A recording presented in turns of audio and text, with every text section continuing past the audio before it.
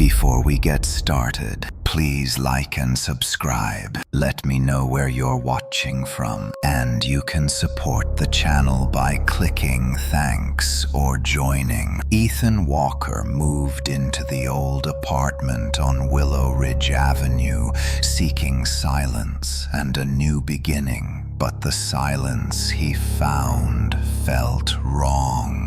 From the first night, the air carried the fading scent of old perfume and damp wood, and the walls hummed with a restless energy that seemed to crawl through the plaster. The floorboards trembled under his steps, as if something beneath them breathed in patient rhythm. Ethan told himself it was only age and decay. But the building felt aware in a way that caused a faint pressure to settle at the base of his skull. He had taken the apartment because it was cheap, and because after a painful breakup he wanted to bury himself in a place where no memory of his old life clung to the corners. He unpacked slowly, filling the space with the quiet thud of boxes landing on uneven floors. On his first night, the pipes tapped in hollow bursts, and the hallway lights flickered, as if performing a hesitant ritual. Mrs. Holloway, the landlady, had warned him that the building was old and liked to complain, but she insisted it did not bite. He wished later that she had not said that. On the second night, Ethan stepped out of the shower, and steam rolled into the dim bedroom, illuminated only by a small lamp with a shaky bulb. The curtain above the window swayed, though the window itself was shut tight. He dried his hair, humming to distract himself from the lonely stillness of the apartment. Then movement caught his eye. A brief shift. A dark shape behind the curtain. Not the curtain moving, but something behind it. He froze, staring at the thin fabric. The curtain hung still now, but he knew he had seen something. His breath turned shallow as he stepped forward. He grabbed the edge of the fabric and pulled it aside fast, his heart bracing for impact. Nothing. The cracked window frame was empty, illuminated by pale streetlight. No intruder, no shadow, no presence. He let the curtain fall. It puffed outward, as if something behind it had taken a slow breath. Ethan stepped back, cold rising beneath his skin. He did not sleep for the rest of the night. At work the next day, he could not focus. Every sound felt distant. The murmur of co-workers, the mechanical clicking of keyboards, the droning buzz of fluorescent lights. He replayed the moment again and again, wondering if exhaustion had shaped a ghost from steam and shadow. Yet something about the memory stuck too firmly, like a thread hooked around the back of his mind, refusing to loosen. When he returned home, the hallway felt unnaturally quiet. The other tenants, who usually left their doors cracked, now kept them shut. Air thickened with a pressure he could not explain. Mrs. Holloway stood at his door, fumbling with keys. She startled when he approached. He asked her if anything strange had happened near the windows. She denied everything too quickly, her eyes avoiding his. The exchange left him uneasy. Ethan turned on soft, ambient music that night to drown out the thick quiet. The curtain remained still for several hours, and he began to think he had imagined everything. At 2:14 in the morning, the music stopped abruptly, as if someone had pressed a button. Ethan sat upright, his pulse sharpened. He listened. A dragging sound slithered through the silence fabric, brushing against something concealed. The curtain swelled outward slowly, deliberately. Ethan whispered a question he regretted the moment it left his mouth. The shape behind the curtain paused. Then the fabric parted just enough for something to emerge. A smile, wide, pale, unnatural. It stretched upward to the cheekbones, too far, too bright. The teeth, too many, too even, like a row of polished stones arranged by an unseen hand. There was no face. Only the mouth floating in the darkness behind the curtain. It hung motionless, yet sent waves of cold panic pulsing through Ethan. He scrambled back, hitting the nightstand, knocking over his lamp, plunging the room into darkness. Only the faint glow of the street light behind the curtain lit the silhouette of the smile. It did not fade. It did not blink. It watched him. Ethan backed toward the door without breaking eye contact. The smile twitched slightly, a tiny quiver, as if someone behind it suppressed a laugh. He flung the door open and bolted into the hallway, consumed by terror. From inside the apartment, he heard the soft sliding of the curtain as something stepped into the room. He ran down the stairs, out into the freezing street, where the lamps flickered like distant warnings. He gasped for breath, trying to understand what he had seen. A smile without a face, a presence that breathed behind fabric, something that glowed brighter than the streetlight, something that wanted to be seen. Ethan Walker did not return to the apartment until sunrise. He spent the rest of the night sitting on a cold bus bench 2 blocks away, watching the windows of his building as if expecting the curtain itself to crawl out and wander into the street.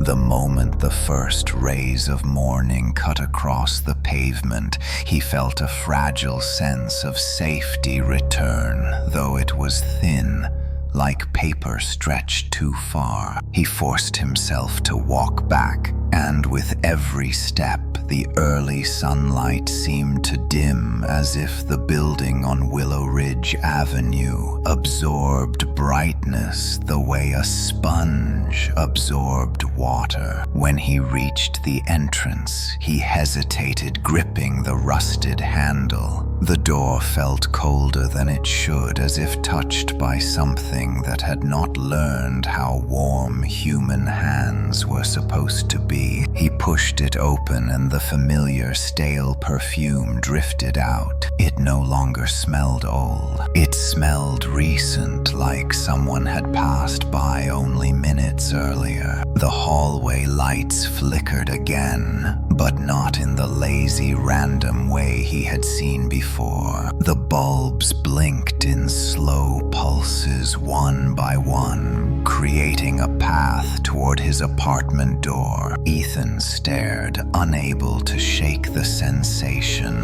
that the building was guiding him, or worse, inviting him. He swallowed hard and forced himself to move. When he reached his door, the wood felt slightly swollen, like it had been breathing through the night. The apartment was silent when he entered. Too silent. Not even the hum of electrical wiring. He switched on the lights and waited. Nothing flickered. Nothing moved. Everything stood still. He stepped further in, noticing that the curtain, which had bulged outward the night before, now hung straight and flat, as if no force had ever touched it. Sunlight spilled across the floor, and for a moment he dared to hope he had imagined the entire encounter, though a voice deep inside told him he had not. Ethan approached the curtain, his His breath shook. The morning light illuminated the dusty threads, revealing tiny specks drifting in the beam. He reached out and touched the fabric. It was cold, much colder than the rest of the room. He pressed his palm against it and immediately felt something like a pulse, faint, slow, patient. He jerked his hand back, heart hammering painfully. He pulled the curtain aside. The cracked window and street outside welcomed him with simple, ordinary normality. Nothing awaited him. Nothing smiled. Nothing breathed. He exhaled shakily and let the curtain fall again. This time it did not move. Trying to regain control, Ethan spent the morning cleaning the apartment, opening all windows, letting the air change. He played music loudly, forcing the room to feel lived in. For several hours, everything seemed normal. He nearly convinced himself to stay, though part of him nagged, urging him to pack and leave before night returned. He did not want to be the kind of person who ran from shadows, but he could not shake the image of that impossible smile. By afternoon, he decided to visit Mrs. Holloway. He needed answers. Her apartment on the first floor always smelled of lavender candles and old books. When she opened the door, Ethan immediately noticed how tired she looked, as if she had not slept in days. "I need to ask you something," Ethan said. His voice sounded rough. "Last night, something was in my room. Behind the curtain, it was smiling at me." The landlady froze. Not a muscle moved. Her eyes darkened with an emotion he could not place, fear or guilt or something older. She stepped aside, letting him in, and closed the door quickly, as if afraid the hallway might hear their conversation. She did not speak for several seconds. Ethan saw her hands tremble slightly as she clasped them together. Finally, she said, "Ethan, I hoped you would not see it. I hoped the building would forget you were there." "Forget me?" Ethan repeated, unable to understand. "What do you mean, forget me?" Mrs. Holloway sat down slowly, as if weighed by memories. "This building has a history," she began. "A long one. There was someone who used to live in your apartment, a woman named Clara Marine. She kept to herself, stayed behind her curtain constantly as if afraid of the world outside. People noticed her smile first, always too wide, always too still, and then one day she disappeared. They say she never left the room. They say she stayed behind the curtain." Ethan felt coldness gathering behind his ribs. "You knew something was wrong with the apartment, and you still rented it to me." Her eyes watered. "I needed someone brave enough to stay long enough for it to show itself again. If I could understand what it wants, maybe I could force it to leave for good." Ethan stared at her, stunned. "You used me." She bowed her head. "I am sorry, but running will not help. Once it smiles at you, it follows." The room felt small suddenly. The walls seemed to inch closer. Ethan stood quickly, needing air. He left the landlady without another word and returned to the street. The sunlight was already shifting toward afternoon gold, and the fear of night returning crept up his spine. He walked for hours, thinking, trying to convince himself there had to be a logical explanation. But every memory of the smile tore logic to pieces. When twilight finally bled into the sky, he rushed home, dreading what waited behind the curtain. The hallway lights flickered again in that slow, deliberate sequence. guiding him back to his door. Inside the apartment, the air felt colder. His breath fogged slightly. The curtain swayed. Through no window was open. A faint tapping echoed from behind it, like fingernails brushing the glass. Ethan stepped closer, drawn by a mix of terror and grim determination. The tapping stopped. The curtain stilled. Silence returned. Then the fabric bulged outward again, not violently, gently, slowly, as if whatever was behind it had been waiting all day for Ethan to come back so it could greet him properly. Ethan whispered,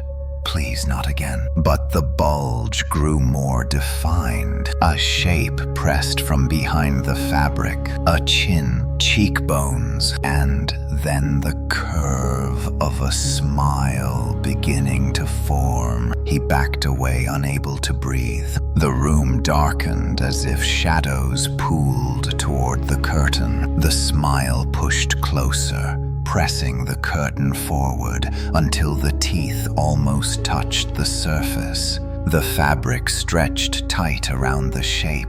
Ethan turned and ran toward the door, but when he grabbed the knob, one horrific truth revealed itself. The door did not move. It felt as if something held it shut from the other side. Something strong, something patient. Behind him, the smile grew wider. A soft laugh whispered through the room, muffled by the curtain, but unmistakably real. Ethan banged on the door, desperate. The laughter rose slightly, like a child amused by watching someone struggle. When the door finally burst open, Ethan stumbled into the hallway, gasping. He looked back and saw the curtain falling still again, the smile gone, the laughter silent, but the presence remained lingering, thick in the air like smoke after a fire. Ethan realized one devastating truth. He was no longer dealing with something that visited the apartment. He was dealing with something that lived there, and now it lived with him. Twilight fell over Willow Ridge Avenue like a slow-moving tide,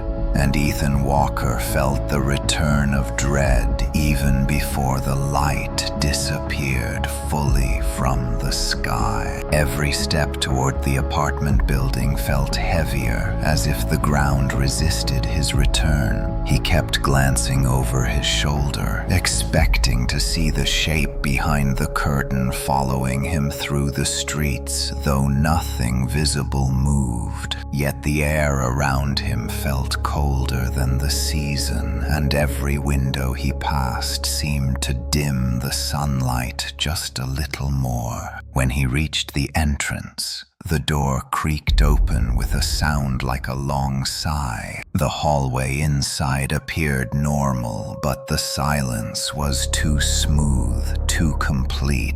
Not a sound from any tenant, not a whisper from old pipes. Ethan stepped in slowly, and the door closed behind him with unusual force, making him flinch. He felt again that strange pressure in the building, like a presence pushing from all sides. As Ethan ascended the stairs, he sensed movement along the edges of his vision. Faint flickers of shadow seemed to merge with the walls. He paused, gripping the stair rail to steady himself. The wood felt oddly warm, as if a hand had just released it. He swallowed hard and forced himself to continue, though every instinct told him to turn around and never return. He needed answers. He needed control. He could not let fear drag him like a leash. His apartment door stood slightly ajar. Ethan froze. He was certain he had slammed the door shut when he fled earlier. Slowly, he pushed it open. The light from the hallway spilled into the dim interior, revealing a room unchanged, yet expectant. The air felt thicker than before, almost like fog,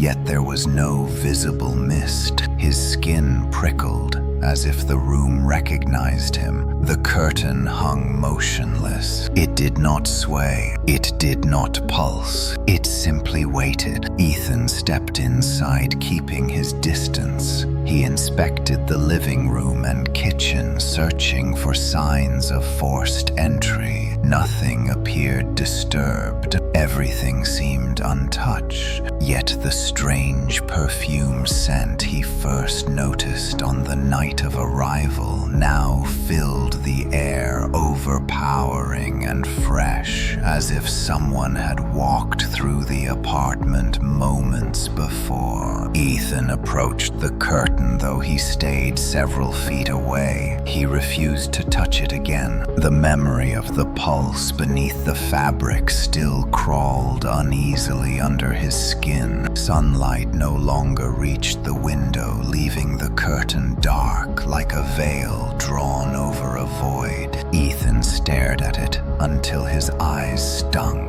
Nothing moved. No smile emerged. For a small moment, he wondered if the entity only existed at night. He paced through the apartment, trying to calm himself, though his nerves shook uncontrollably. He thought about leaving again, but the landlady words echoed in his memory. Once it smiles at you, it follows. If he left, it could follow him into the street, into his workplace, into anywhere he tried to hide. He knew instinctively that running no longer offered safety. He turned on every light in the apartment, hoping brightness would weaken the presence. Lamps flickered but stayed lit. Ethan moved a chair away from the window so he would not accidentally look at the curtain while resting. Then he sat at the small kitchen table and tried to steady his breath. Time drifted slowly. The apartment hummed faintly for the first time since morning. The sound was low, almost soothing at first,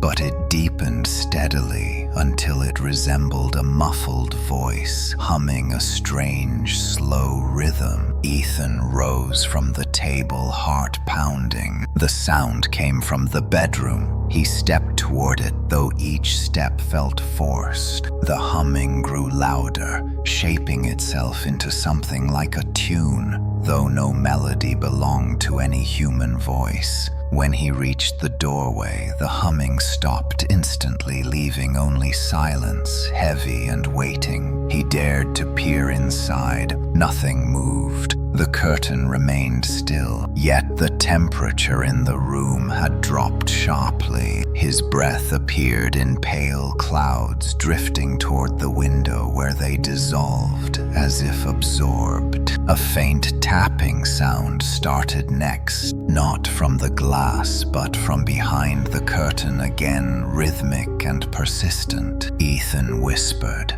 "Please stop," and immediately regretted speaking. The tapping stopped. The silence that followed felt aware. Then the curtain bulged outward again in one slow, controlled movement. Ethan stumbled back, nearly tripping over a stack of boxes. The fabric stretched into the faint outline of a head pressing forward. Then the curve of that impossible smile rose underneath the fabric. Ethan froze in terror. The smile grew wider, though it did not break through the curtain. The fabric merely stretched to accommodate its unnatural reach. He forced himself to move sideways toward the door, though his limbs felt stiff and cold. The smile quivered slightly, like someone behind the curtain was amused by his struggle. Ethan reached the hallway but hesitated. He knew the entity would follow. It always followed once it decided to watch. Running only delayed the encounter, not prevented it. He considered returning to the landlady, though he doubted she could offer anything more than fear. He felt alone, deeply and painfully alone, in a building that breathed and watched. He stepped back into the apartment, gathering every ounce of courage he had left. If it wanted him, then he needed to know why. He moved toward the bedroom again, stopping several feet from the curtain. The smile pulled back into the darkness, leaving only the shape of a face barely visible through the layers of fabric. Then the curtain settled once more as if nothing had happened. Ethan spoke in a shaking voice, hoping reason could reach whatever lived there. "I do not know what you are. I do not know what you want, but I need you to stop." The curtain did not respond. The air did. The temperature dropped further until Ethan felt ice forming in the air he inhaled. A soft exhale sounded from behind the curtain, a single breath that did not belong to him. Then faint words slipped through the room, though they did not sound formed by human mouth. A thin whisper that was more vibration than voice. "Stay with me." Ethan stumbled backward, horrified. The whisper repeated itself slower this time, drawn out like the last breath of someone clinging to life. "Stay with me." He ran from the room, but not out of the apartment. Something in the whisper held him captive, not physically but mentally. He felt as if the presence behind the curtain had hooked something in his mind, pulling, gently urging him not to leave completely. He collapsed onto the couch, clutching his head. The humming returned. The smile did not. But Ethan understood now that the entity was not simply haunting the apartment. It wanted something from him, something deeper than fear, something binding. Outside, the sky darkened completely, and the whisper echoed once more, drifting from beneath the curtain, soft as a promise and cold as a grave. "Stay with me, Ethan Walker." Ethan Walker did not sleep after the whisper carved itself into the air of his apartment. Even as he sat on the couch trying to ground himself, the echo of the voice circled his thoughts like a slow, tightening rope. He kept expecting the curtain to move again or the smile to emerge from the darkness, but nothing else happened. The stillness was suffocating. It felt like the calm a predator allowed before stepping forward again. Hours passed.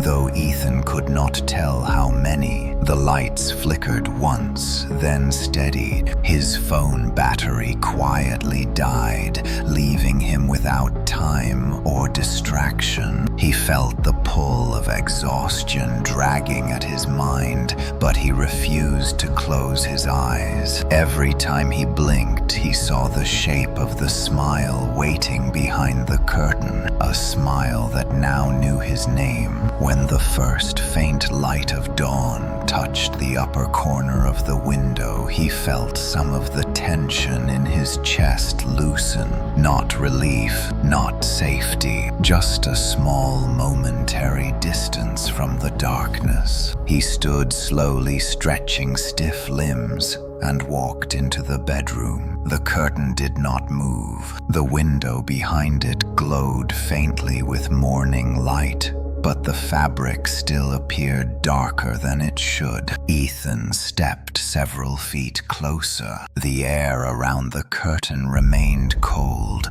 but without the piercing freeze of the night before. He watched it without breathing until he felt dizzy. Nothing pulsed, nothing breathed, nothing whispered. For the first time in hours, he allowed himself to step away. He needed help. Not from the landlady, not from a neighbor, from someone outside the building who would not already be infected by its presence. He showered quickly, dressed, and left the apartment as quietly as he could, though the silence of the building made even the softest steps sound intrusive. The hallway felt wrong in daylight. The walls appeared slightly warped, as if they had expanded during the night, and failed to shrink back fully. The floorboards did not creak under his feet, but instead held perfectly still like a beast waiting for him to leave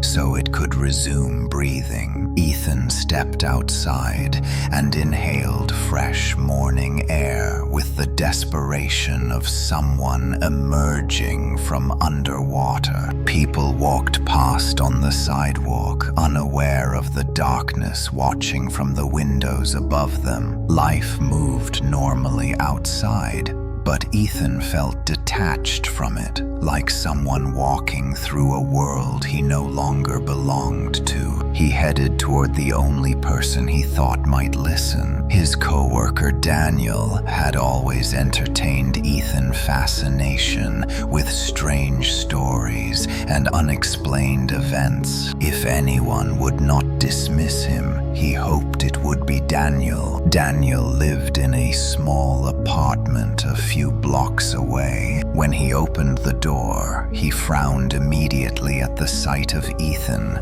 pale, shaking, and sleepless. Ethan stepped inside and explained everything from the first moment he saw the shadow behind the curtain to the whisper calling his name. Daniel listened in silence, eyebrows slowly tightening with concern rather than disbelief. When Ethan finished, Daniel exhaled deeply. "That is not something you should be handling alone," he said. "Whatever is in that apartment, you need to get out." "I tried," Ethan whispered. "It followed me every time I ran." "Did you actually see it outside the apartment?" Daniel asked. "No, but I felt it. It held the door shut. It whispered, 'It knows my name.'" Daniel rubbed his forehead. "Maybe it is tied to the room. Maybe you break the connection by staying away long enough."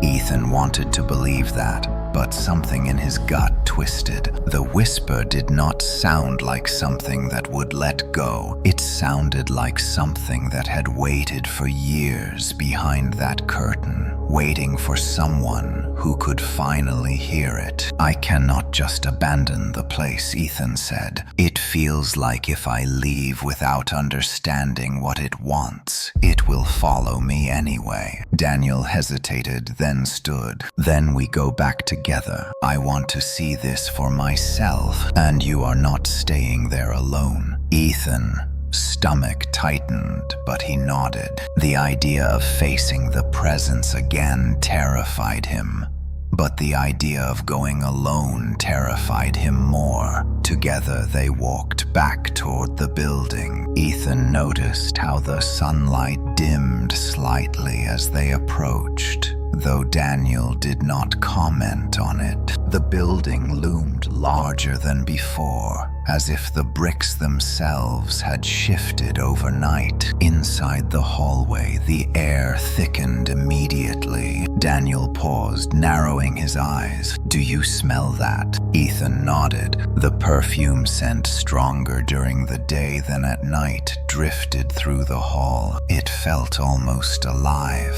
The two walked slowly up the stairs. Ethan felt the familiar pressure building around him, but Daniel seemed unaffected, except for the goosebumps rising on his arms. When they reached the apartment door, Ethan noticed it was closed tightly. He pushed it open. The apartment interior appeared unchanged. Bright light spilled across the floor. The curtain hung still. Daniel stepped inside cautiously. "Is that the curtain you were talking about?" Ethan nodded, unable to step closer yet. Daniel approached slowly, stopping a few feet away. The room seemed to shift around him, as if observing a new presence. Daniel spoke quietly. "There is something off about the air here." And then the humming started again, soft at first, like someone humming from under thick blankets. Daniel froze mid-step.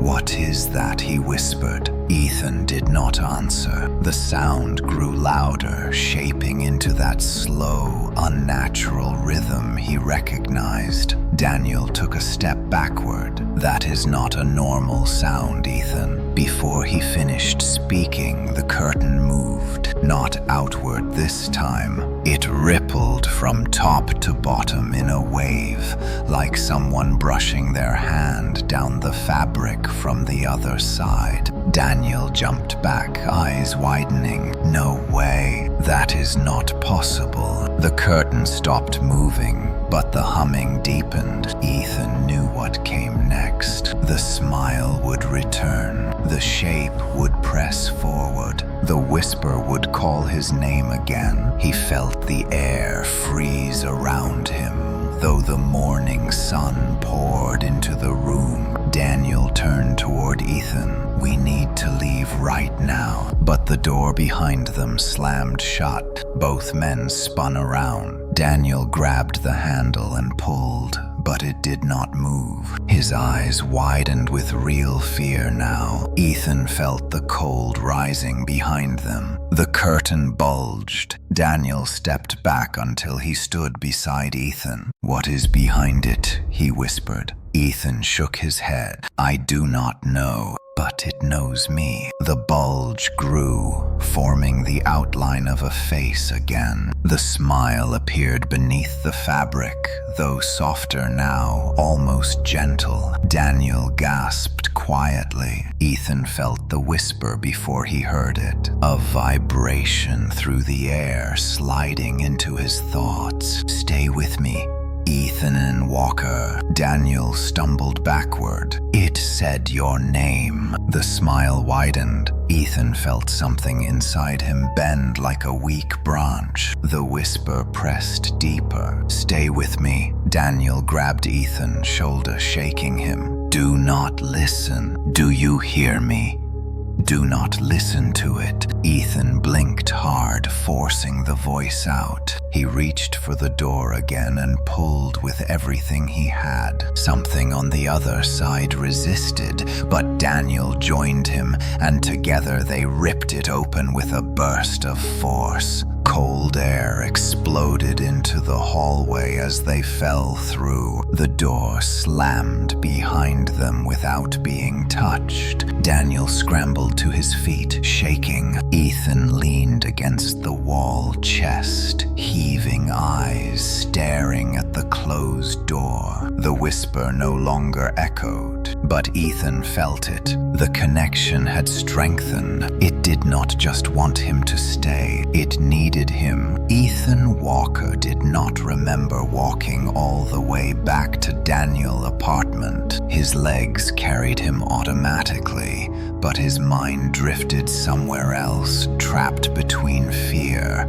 and a strange echo that pulsed beneath his thoughts. Every time he blinked, he saw the curtain swelling outward, and the faint curl of that impossible smile pressing through the fabric. The whisper stayed with him like a cold thread looping around his spine, tugging gently as if reminding him that the presence behind the curtain had not finished speaking to him. Daniel placed a firm hand on Ethan's shoulder, guiding him through the door. "Sit down before you fall over," Daniel said, voice tight with concern. Ethan lowered himself onto the couch, feeling the world tilt slightly. The air in the apartment felt normal, but the normalcy only sharpened the contrast to what he had just escaped. Daniel paced the living room, muttering under his breath. "That thing said your name. That thing knows you. Nothing about this is human." Ethan rubbed his hands over his face, trying to steady his breath. "It does not want me to leave," he whispered. It almost sounded like sorrow, not anger, like it has been alone for a long time. "Alone or hunting?" Daniel snapped. "Do not romanticize something that crawls through curtains and whispers to you. This is not a ghost story. It is something else." Ethan fell silent. He did not disagree. but he could not shake the feeling that the presence inside the apartment had waited specifically for him. Not for Daniel, not for the landlady, not for anyone else. Something about the way it spoke suggested recognition, not discovery, as if it had known him long before he arrived. Daniel stopped pacing. We need a plan. Staying away might weaken whatever connection it has. Maybe if you stay here long enough, it will lose track of you. Ethan opened his mouth to respond, but a sharp, cold sensation shot across the back of his neck. He shivered violently. Daniel noticed. What was that? Ethan stared at the window. For a moment he thought he saw a ripple across the glass, like something brushing against it from the outside. But Daniel's window faced an alley 3 floors up. Nothing should be touching it. The cold sensation deepened. Ethan whispered, "It knows I am here." Daniel shook his head. "No, it is in that apartment. It cannot leave." Ethan wanted to believe him, but the cold tightening around his chest said otherwise. He rose quickly. "I need air." Before Daniel could stop him, Ethan stepped into the hallway of the apartment building. The fluorescent lights flickered slightly, but nothing else seemed out of place. He inhaled deeply, trying to steady his heartbeat. Then he saw it, a faint ripple at the far end of the hallway, subtle, barely visible, like fabric shifting though no curtain existed there. Ethan blinked hard. The ripple faded. The air grew colder. He backed away, returning quickly to Daniel's apartment and closing the door. Daniel stared at him. "What happened, Ethan? What did you see?" Ethan hesitated. "I think it is looking for me." Daniel's face paled. No, that is not possible." Ethan sank onto the couch, trembling. The whisper returned not in his ears, but inside his thoughts. Soft, slow, unavoidable. "Stay with me." Ethan pressed his palms against his temples, trying to push the whisper out. Daniel knelt in front of him. "Ethan, you need to fight whatever this thing is doing. You cannot let it in your head." "I did not let it in," Ethan whispered. "It forced its way." The room darkened slightly, though the lights did not dim. Shadows thickened in the corners, stretching upward like smoke rising in slow motion. Daniel stood and backed away. "Ethan, we have to go. Now. We need to leave this building before something comes through that door." Ethan stood though his legs shook. He followed Daniel into the hallway. The air had become heavier, almost syrup thick. Each step felt delayed, as if time itself slowed in the presence of something unseen. They reached the stairwell. Daniel grabbed the railing. "Hurry!" "We do not know how close it is." Ethan froze halfway down. A sound drifted from the landing below, a soft brush like fabric dragging across the wall. Daniel's eyes widened. "That is not possible. We are not even near your building." Ethan felt the whisper again, this time stronger, like a palm pressing gently against his back. "Stay." Ethan stumbled downward, gripping the wall. Daniel grabbed his arm. "Do not stop.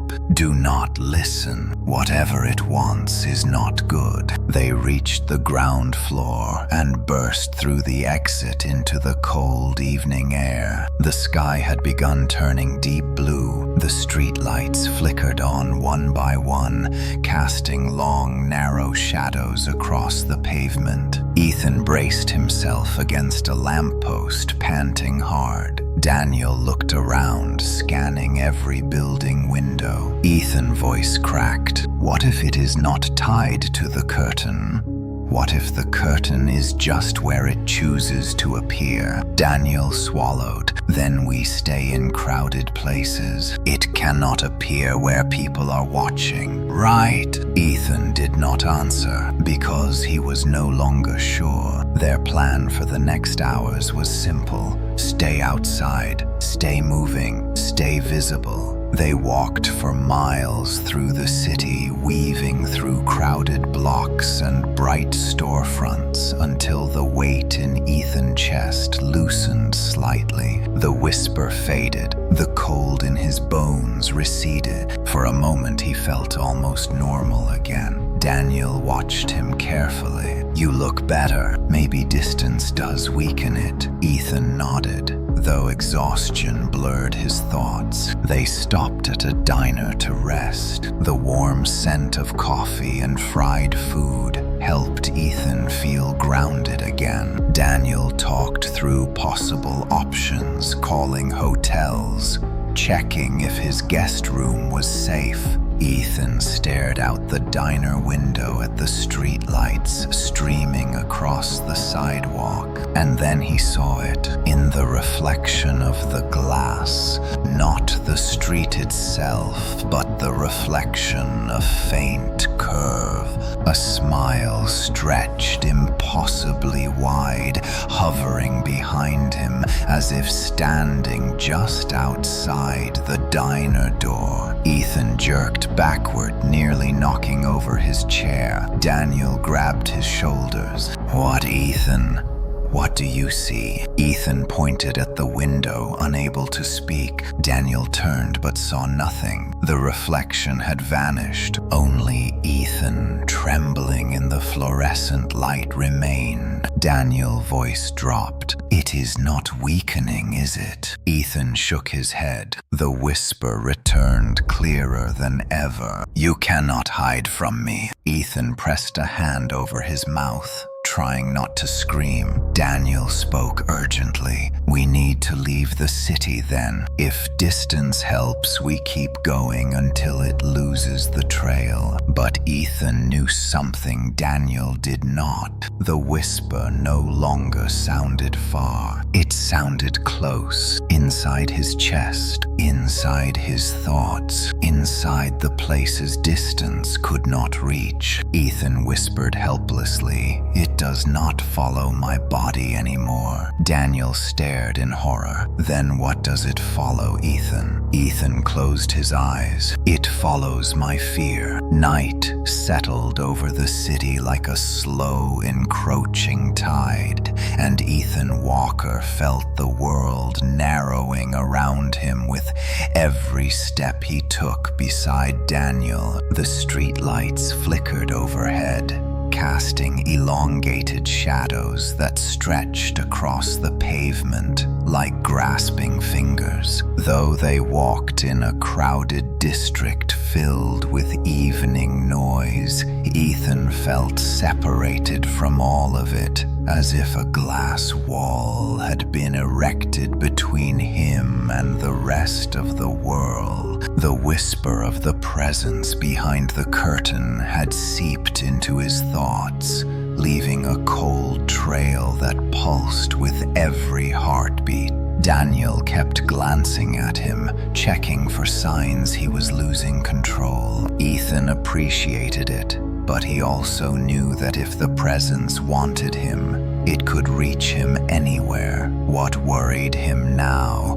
was that his fear no longer surged only from the entity, but from the growing certainty that something inside him had begun to change. His thoughts no longer felt entirely his. Something had taken root. They reached the edge of a park where trees swayed in the gentle wind. Daniel gestured toward a bench beneath a lamppost. "Let's rest for a moment. You look like you might collapse." Ethan sat through every instinct warned him not to remain still for too long. Stillness invited the whisper. Movement kept it quiet, but he had no strength left. He leaned forward, elbows resting on his knees, staring at the ground as the faint glow of the lamppost pooled around them.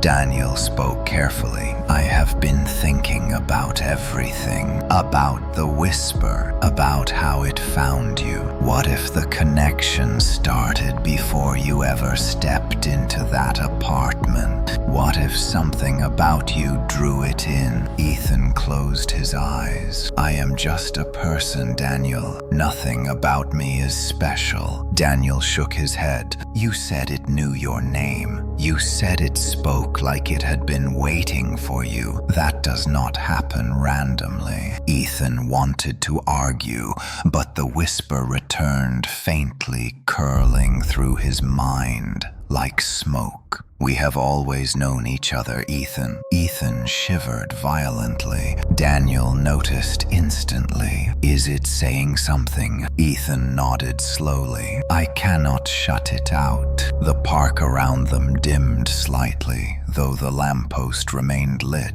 The shadows of the trees grew longer, bending at unnatural angles toward the bench. Ethan stared at the darkening path. Something felt wrong. Air thickened, pressing against his chest. Daniel followed his gaze. We should move. They stood and began walking down the path. But the shifting shadows kept pace with them, slithering across the ground, though no movement came from the trees themselves. Ethan sensed something rising and tightening around him, like invisible arms wrapping across his ribs. Stay with me, Ethan. The whisper slid through him again, carrying a tone softer than before, almost coaxing. Ethan stumbled as if someone tugged at his back. Daniel grabbed his arm. Keep walking. Do not turn around. But Ethan felt compelled to look. He could not stop himself. His head turned slowly toward the darkness pooling behind them. At first he saw nothing. Then a ripple crossed the air like a curtain moving. Though there was no fabric in sight, a faint outline appeared in the shadows. A face without detail, just the shape, and then the curve of a smile, too wide, too bright, stretching across the outline like a slash of pale light. Ethan gasped. Daniel pulled him forward. Do not look. Move. They broke into a run. The smile did not follow them physically, but Ethan felt it sliding closer inside his thoughts, reaching, searching, twisting. He clutched his chest, trying to breathe, but the whisper grew stronger until it drowned out every sound around him. Ethan, his name stretched across his mind like a thread being pulled taut. He stumbled, collapsing to his knees at the edge of the park. Daniel knelt beside him. Ethan, stay with me. You are here. You are safe. Look at me. But Ethan could not. His vision blurred,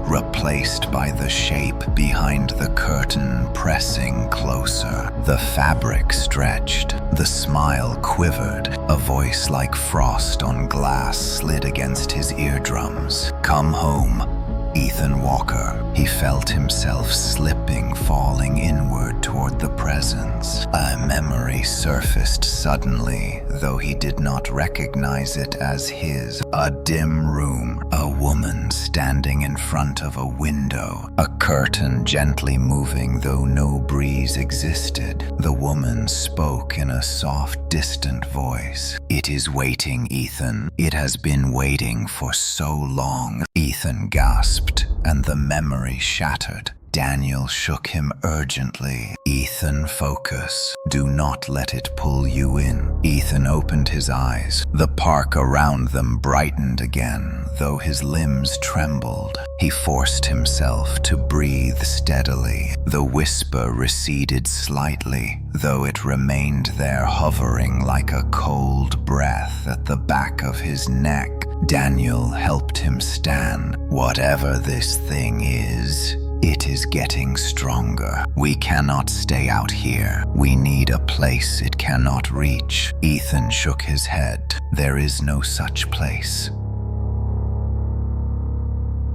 It is not tied to walls or windows. It is tied to me. Daniel clenched his jaw. Then we find a way to break the tie. They left the park, walking quickly through the streets, though Ethan felt the weight of the presence trailing behind him. Each time he caught his reflection in a window, he expected to see the smile looming over his shoulder. When they reached a quieter block, Daniel stopped suddenly. Look! On the side of a building facing them, someone had painted a mural long ago, now faded by weather. The mural depicted a woman standing before a window, her hand touching a gray curtain. Her smile was wide but not happy. It looked haunting, familiar. Ethan froze. That is her. The landlady told me about her. Clara Marine. She lived in my apartment before she disappeared. Daniel stepped closer. Why is there a mural of her out here? Ethan shivered. Because she did not disappear. Not completely. The painted curtain behind Clara rippled. The paint moved. Daniel jumped back. Ethan stared in horror as the mural shifted. The smile widened slowly across the woman's face, transforming from paint into something almost alive. A faint whisper echoed from the mural itself. "Come home, Ethan." The ground beneath them vibrated. Streetlights flickered. Ethan could feel the pull again, stronger than before, tugging at his mind at something deeper. Daniel grabbed him. "Run, Ethan." They sprinted down the street, leaving the mural behind, though Ethan felt the whisper chasing them, tearing through the air, folding across the night. "Stay with me," Ethan gasped as the world around him dimmed again. The whisper no longer sounded distant. It curled inside him from a place he could not reach. Daniel looked at him with fear. "Ethan, what is happening?" Ethan's voice cracked. "I think it is inside me now." Ethan Walker could feel something shifting inside him as he and Daniel ran through the dim streets. It did not feel like losing control of his mind. It felt like someone else whispering from a chair placed inside his own thoughts. Not violent, not intrusive, just present, watching, waiting. The voice did not need to shout to be heard. Its quiet presence clung to his breath like frost. Daniel guided him between buildings and down narrow alleys until they reached an abandoned loading dock behind a hardware store. The place smelled of rust and cold concrete, and for the moment, there were no shadows moving that did not belong to them. Daniel braced Ethan against the wall. "Look at me. Focus. Tell me what you feel." Ethan struggled to steady his breathing. "It is inside me. Not fully, not like possession, more like it is.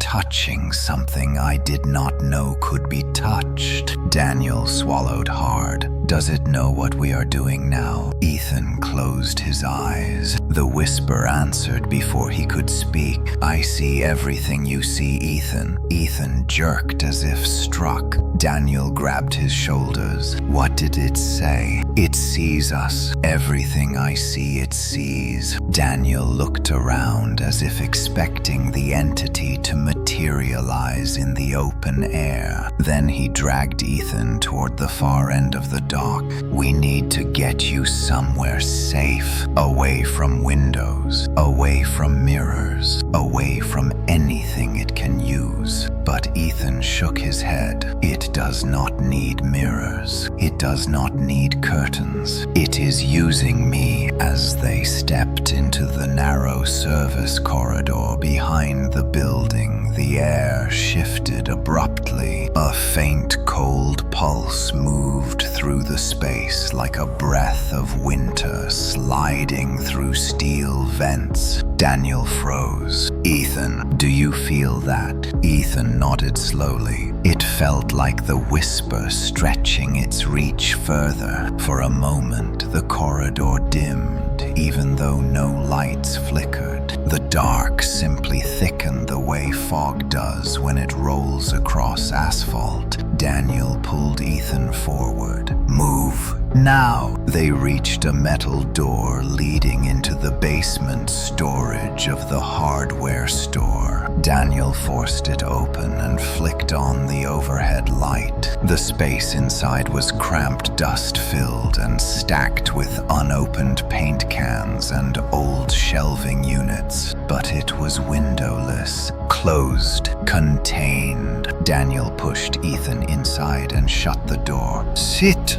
focus. Tell me everything it says. Ethan lowered himself onto an overturned crate. Silence filled the room at first. Then a stir flickered in the back of his mind, like fingers brushing across distant piano keys. Why do you run, Ethan? Ethan flinched. Daniel leaned closer. What did it say now? It wants to know why I am running. Daniel exhaled shakily. Because you do not belong to it. Ethan shook his head slowly. I am not sure it agrees. I think it believes I always belonged to it. Daniel stared at him in horror. Ethan, do not let it rewrite your memories. That is how it gets in. But Ethan was no longer certain the memories belonged solely to him. Since the first whisper, he had been sensing flashes of moments that felt familiar and foreign all at once. A woman crying behind a curtain, a breath on the back of his neck, a hand brushing the fabric from the other side. None of them were his memories, yet they sat inside his mind as if stored in long forgotten corners. The whisper deepened. You left me once, Ethan Walker. Do not leave me again. Ethan pressed his hands against his temples. He heard Daniel cursing under his breath. Tell me what is happening. It thinks I left it before. Daniel stared. Ethan, that is impossible. You never lived there before. You never met that woman, Clara. But the voice insisted. You were always with me, Ethan. Ethan felt a surge of panic rise in his chest. I do not understand. I do not know what it means. Suddenly, the lights in the storage room flickered. Not the hesitant flicker of failing bulbs,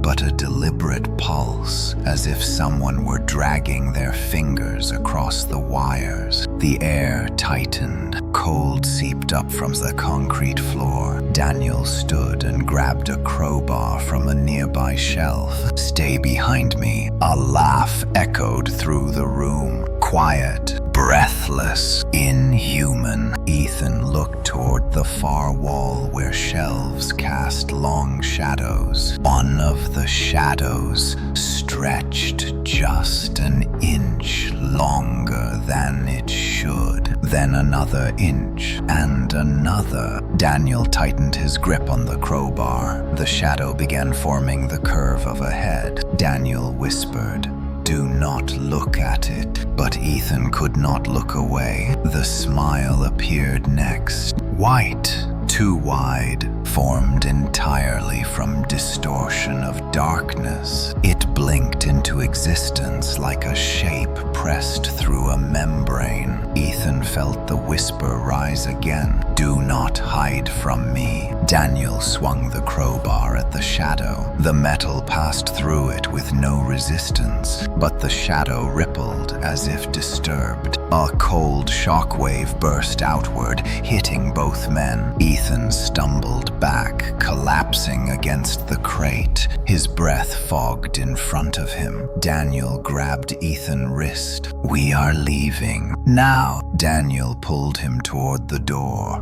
but the metal frame vibrated vibrated violently the moment he touched it. The door would not move, not an inch, as if hands pressed flat against it from the other side, holding it shut with impossible strength. Daniel cursed and slammed his shoulder into it. Nothing. Ethan rose shakily, but the whisper pinned him in place like an invisible palm pressing down on his chest. "You cannot leave me, Ethan. Not again." Ethan's voice trembled. "What do you want from me?" There was a pause, a slow inhale like the entity contemplating the answer. "Come home." Daniel turned to Ethan. "We have to break its hold. You have to fight it from inside. Push it out." "I do not know how." "You do," Daniel insisted. "Whatever it is using inside you, you can block it." Before Ethan could respond,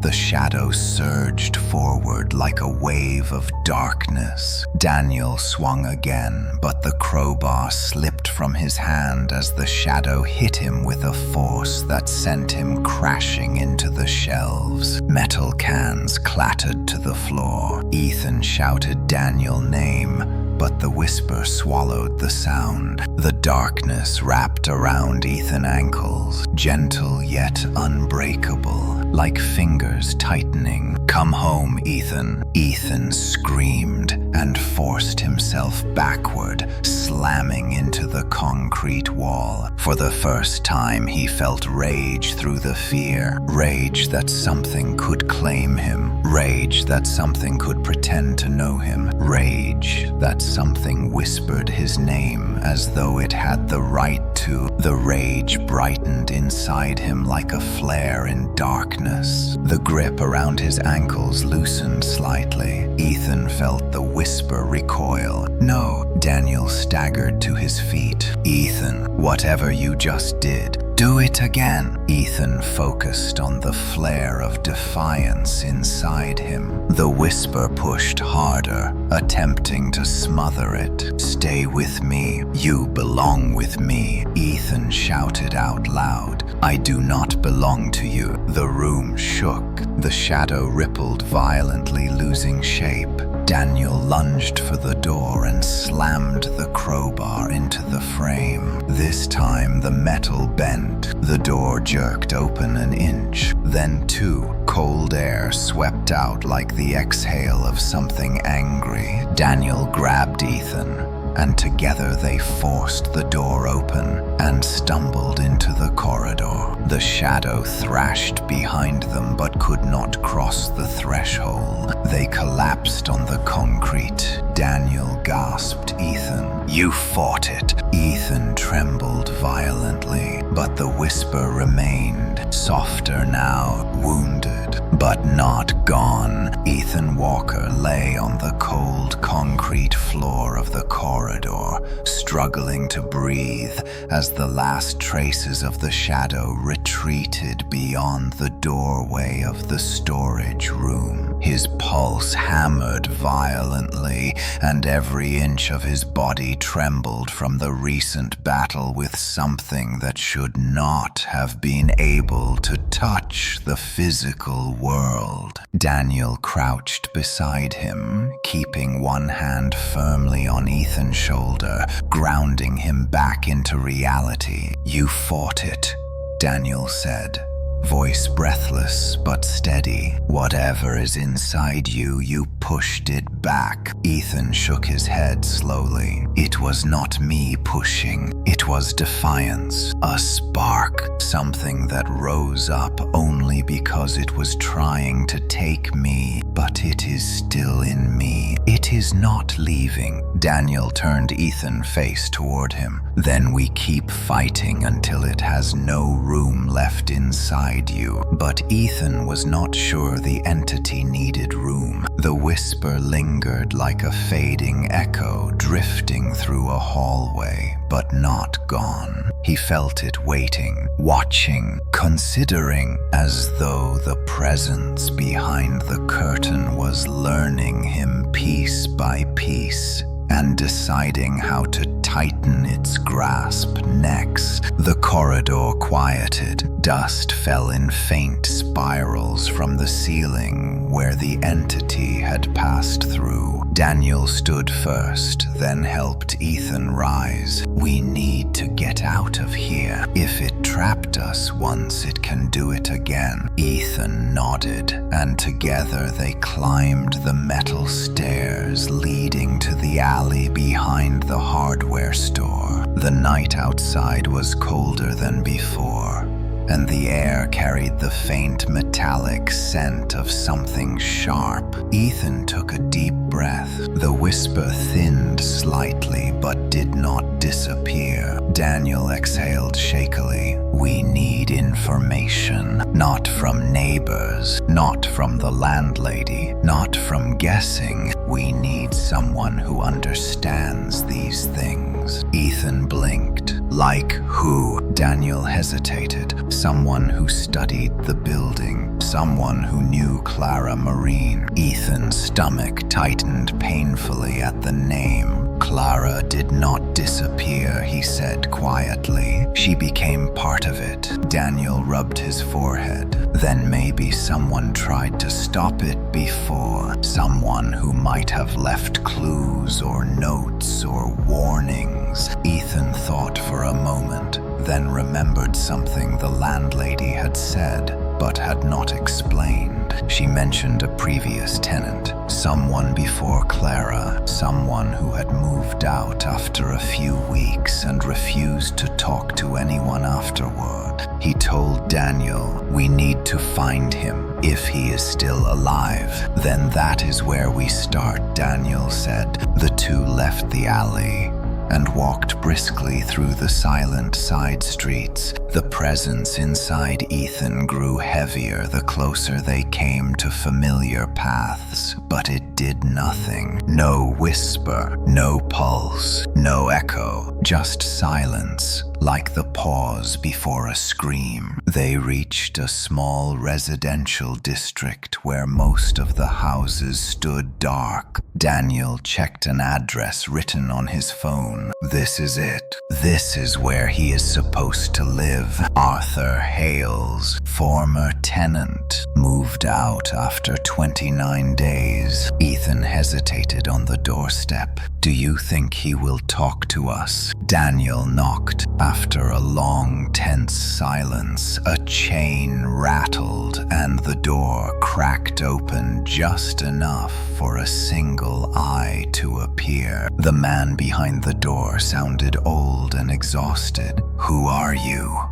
What do you want?" Daniel spoke calmly. "We need to ask you about the building on Willow Ridge Avenue." The chain slid violently back and the door slammed shut. Ethan jumped from the sharp sound. Daniel knocked again. "Mr. Hales, please. We came because we think something followed Ethan. We think you know what happened in that building." Silence pressed on them. Then the chain slid slowly again and the door opened wider. Arthur Hales stood before them. Shoulders tense, eyes sunken with a fear that had never left him. "You should not have come here," he whispered. Ethan stepped forward. "I lived in the apartment where Clara stayed. Something is inside me." Arthur's face drained of what little color it had. "The curtain," he whispered. "You saw it." Ethan nodded. Arthur shuddered violently. "She saw it too. Clara, once it smiles at you, you are marked. Once it whispers your name, you belong to it. It does not stop. It does not sleep. It waits behind every shadow, every dark corner, every piece of fabric until you are weak enough for it to cross into you completely." Daniel asked, "What is it?" Arthur shook his head. "I do not know. But it did not start with Clara. There was something before her, before all of us. The first tenant stayed only 3 days. He talked about hearing humming, about shadows that smiled. He ran and never came back. Ethan swallowed. Do you know why it chooses people? Arthur hesitated, then spoke in a shaking voice. It chooses the ones who can hear it, the ones who feel alone, the ones who carry something broken inside them. That is how it finds the doorway. Ethan's chest tightened. He felt Daniel's eyes on him. Arthur continued. And once it finds the doorway, it never closes again. The whisper rose inside Ethan like a cold wind. You are mine, Ethan. Ethan gasped, gripping his chest. Arthur stepped back, fear flooding his eyes. It is inside you already. Daniel grabbed Ethan's arm. How do we force it out? Arthur's voice trembled. You cannot, but you can weaken its hold. Only one thing ever slowed it. What? The original curtain. Ethan froze. The curtain from the building. Arthur nodded. The fabric Clara used. The one the first tenant saw. The one the entity hides behind. It is not just a curtain. It is a boundary, a doorway, a cage. If you remove it, if you break it, if you destroy it, the entity loses its anchor. Daniel clenched his jaw. Then we destroy it. Arthur shook violently. You cannot. The moment you touch it, it will open, and it will not be a smile behind fabric. It will be the full face, the real face. And once it shows itself fully, no one survives. Silence swallowed the room. Ethan whispered, Then what do we do? Arthur stared at him with eyes that had seen nightmares. You weaken it so it cannot pull you back. You make your mind louder than it. You give it nothing to feed on. It feeds on fear, on isolation, on silence, on darkness. Daniel nodded slowly. So we keep Ethan awake, keep him in the light, keep him moving, keep him surrounded by people. Arthur whispered, but remember this, the more you resist, the more desperate it becomes. And the more desperate it becomes, the closer it gets to breaking free of the curtain entirely. Ethan's breath caught. Then what happens? Arthur lowered his voice until it barely existed. Then the smile is the least terrifying part of it. Before Ethan could ask anything else, the whisper surged through him like a cold blade. Come home, Ethan. His knees buckled. Daniel grabbed him. Arthur slammed the door shut in terror. Ethan collapsed on the porch, trembling violently as the whisper curled through him again and again. Come home. Daniel held him steady. Do not listen. Stay with me. Stay here. Fight it. But Ethan heard something new in the whisper now. Impatience. The curtain was restless, and the entity was tired of waiting. Ethan Walker did not remember how Daniel managed to pull him back to the sidewalk. Only the sensation of the whisper tightening its hold, echoing through him like something stirring awake in the deepest part of his mind. His breath came in ragged bursts, and every inhale felt borrowed,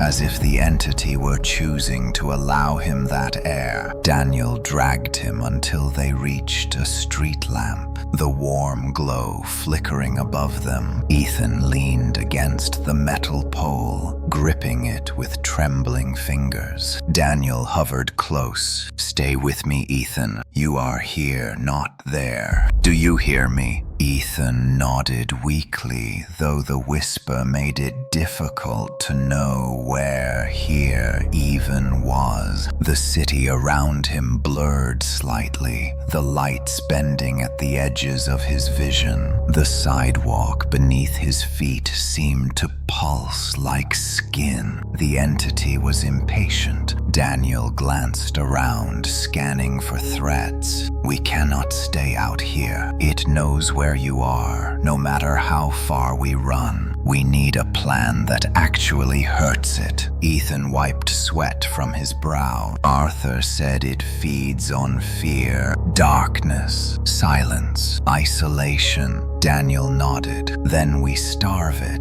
No darkness, no quiet, and absolutely no being alone. Ever." Ethan forced a shaky breath. "But that will not break it, only slow it." Daniel exhaled. "Then slowing it is step 1. Step 2 is finding a way to end it completely." Ethan had no idea how to end something that had no form, a thing that lived inside shadows and fabric and memories. But Daniel's determination steadied something inside him. They walked through the city until they reached a brightly lit 24-hour laundromat. The buzzing fluorescent lights and humming machines filled the room with constant sound, leaving no corners for shadows to breathe. Daniel shut the door behind them and guided Ethan to a plastic chair. "Sit, drink water, stay alert." Ethan obeyed,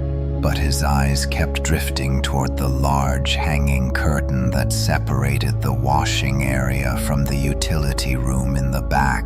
It was thin beige and harmless, yet every time Ethan blinked it seemed a shade darker. He forced himself to look away. Daniel noticed, "Do not look at curtains, not anywhere." Ethan nodded, though fear already crawled under his skin. The whisper lingered, faint and cold. "You cannot hide from me." Daniel touched Ethan's shoulder. "Focus on me, ignore it." But ignoring the whisper was like ignoring the cold. It was everywhere. Ethan rubbed his arms as if trying to push warmth back into himself. The hum of the washing machines grew louder, almost loud enough to drown the whisper. Almost. Then something shifted inside him.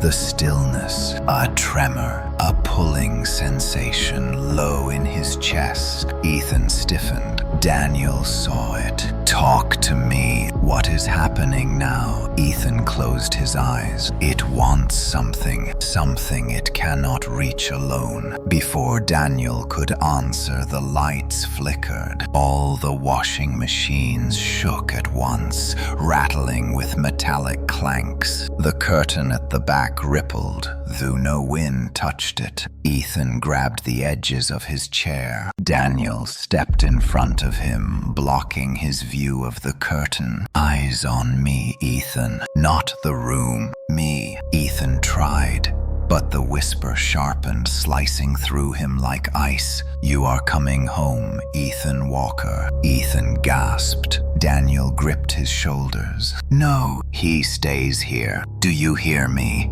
You stay with me." But the room dimmed. The fluorescent lights blinked rapidly, then stuttered back to life. The machines fell silent one by one, until only a low humming sound drifted from the curtain. Daniel muttered, "Not again." The beige fabric fluttered outward as though something behind it exhaled. Ethan felt the cold crawling up his spine. The whisper deepened. "You are mine." Daniel took a step back, positioning himself between Ethan and the curtain. "If you want him, you go through me." The curtain bulged. A faint outline appeared behind it. Not a full shape, not yet, but enough to freeze in blood. A head, shoulders, and the curve of a smile stretching wider and wider beneath the fabric. Ethan whispered, "Daniel, please do not let it out." Daniel's jaw tightened. The curtain swelled further, straining as though something pressed forward, wanting to escape the thin material trapping it. The smile grew clearer, too bright, too sharp.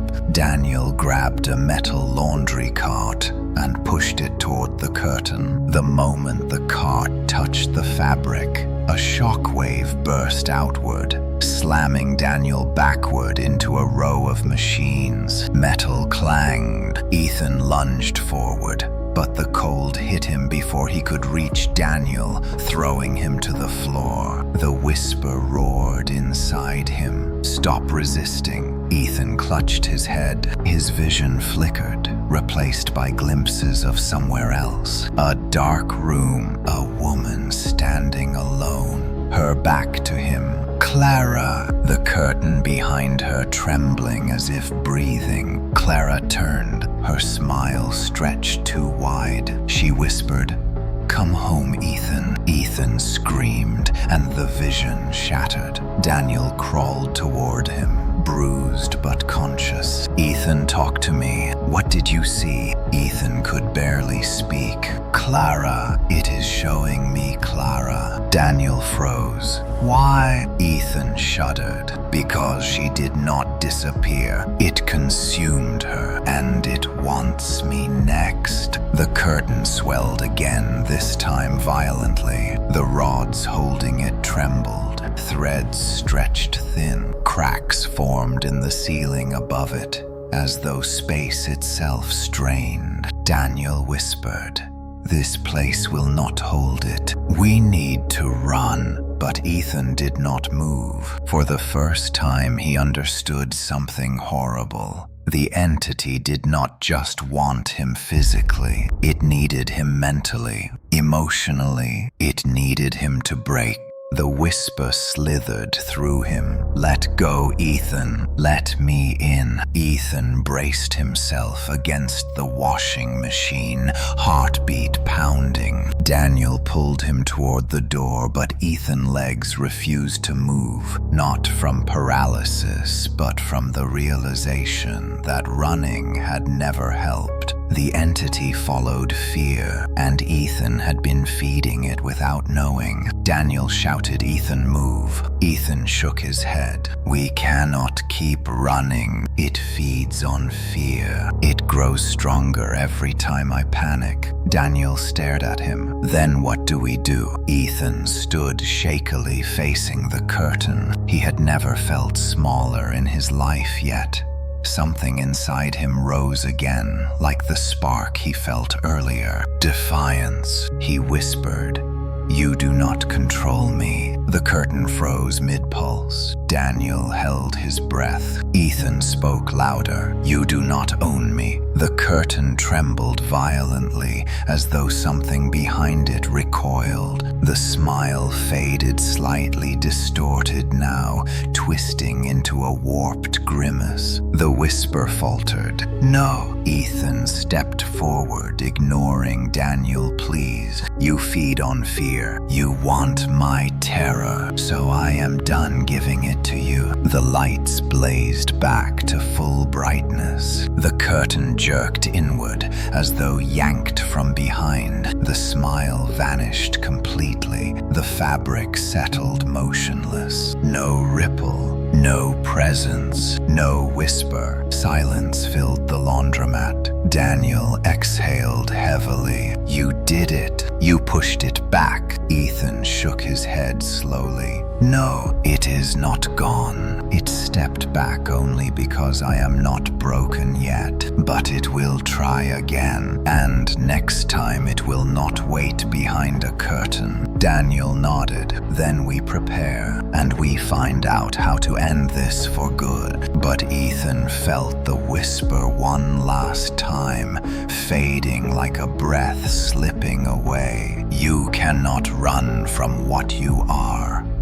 Ethan Walker, and though he did not know what that meant, the cold truth settled deep in his chest. The entity was not finished with him, and something inside Ethan feared that a part of him was no longer finished with the entity either. Ethan Walker sat slumped in a plastic chair inside the laundromat long after the curtain had gone still. The fluorescent lights hummed above him, but the sound no longer felt comforting. It buzzed like an electric insect trapped inside his skull. Daniel paced in front of him, rubbing the back of his neck, eyes sharp with tension. "You pushed it back," Daniel said. "You saw what happened. You weakened it." Ethan shook his head slowly. "It let go because it wanted to, not because I made it." Daniel crouched down. "You stood up to it, Ethan. That matters. Fear is its food, and you stopped feeding it." But Ethan knew better. The whisper still lingered somewhere deep inside him, like a cold silhouette carved behind his ribs. It was quiet but present, watching everything he did. A visitor that had refused to leave. He rubbed his palms against his jeans, trying to feel grounded. Daniel hesitated, then spoke. "We need to figure out what it meant." Ethan frowned. "What?" "When it said you cannot run from what you are." Ethan's throat tightened. "I do not know. I do not want to know." Daniel did not push further. Instead, he stood and looked around. The laundromat was empty except for the distant hum of a vending machine in the corner. Outside the glass windows, the streets were quiet, the sky darkening into a deep blue night. A heaviness settled over the room like a blanket lowered slowly. "We should not stay here," Daniel said. "If it recovers and pushes again, it will not be this gentle." Ethan almost laughed. Gentle. That thing had tried to rip his sanity apart, yet somehow he understood what Daniel meant. The entity was holding back, almost as if it were pacing itself, waiting for something. They stepped out into the street, staying beneath the lights. Ethan kept his eyes straight ahead, avoiding any reflective surface, fearing the smile would return in glass or chrome or shadows. Daniel walked beside him, scanning each corner. "We need a place with no curtains," Daniel murmured. "No fabric it can hide behind." Ethan nodded. "No darkness either." Daniel sighed. "That limits our options, and we cannot keep walking forever." Ethan thought for a moment. "There is a place, the all-night gym by the pier. Bright lights, open layout, no curtains at all." Daniel nodded. "Then that is where we go." The gym was almost empty when they arrived.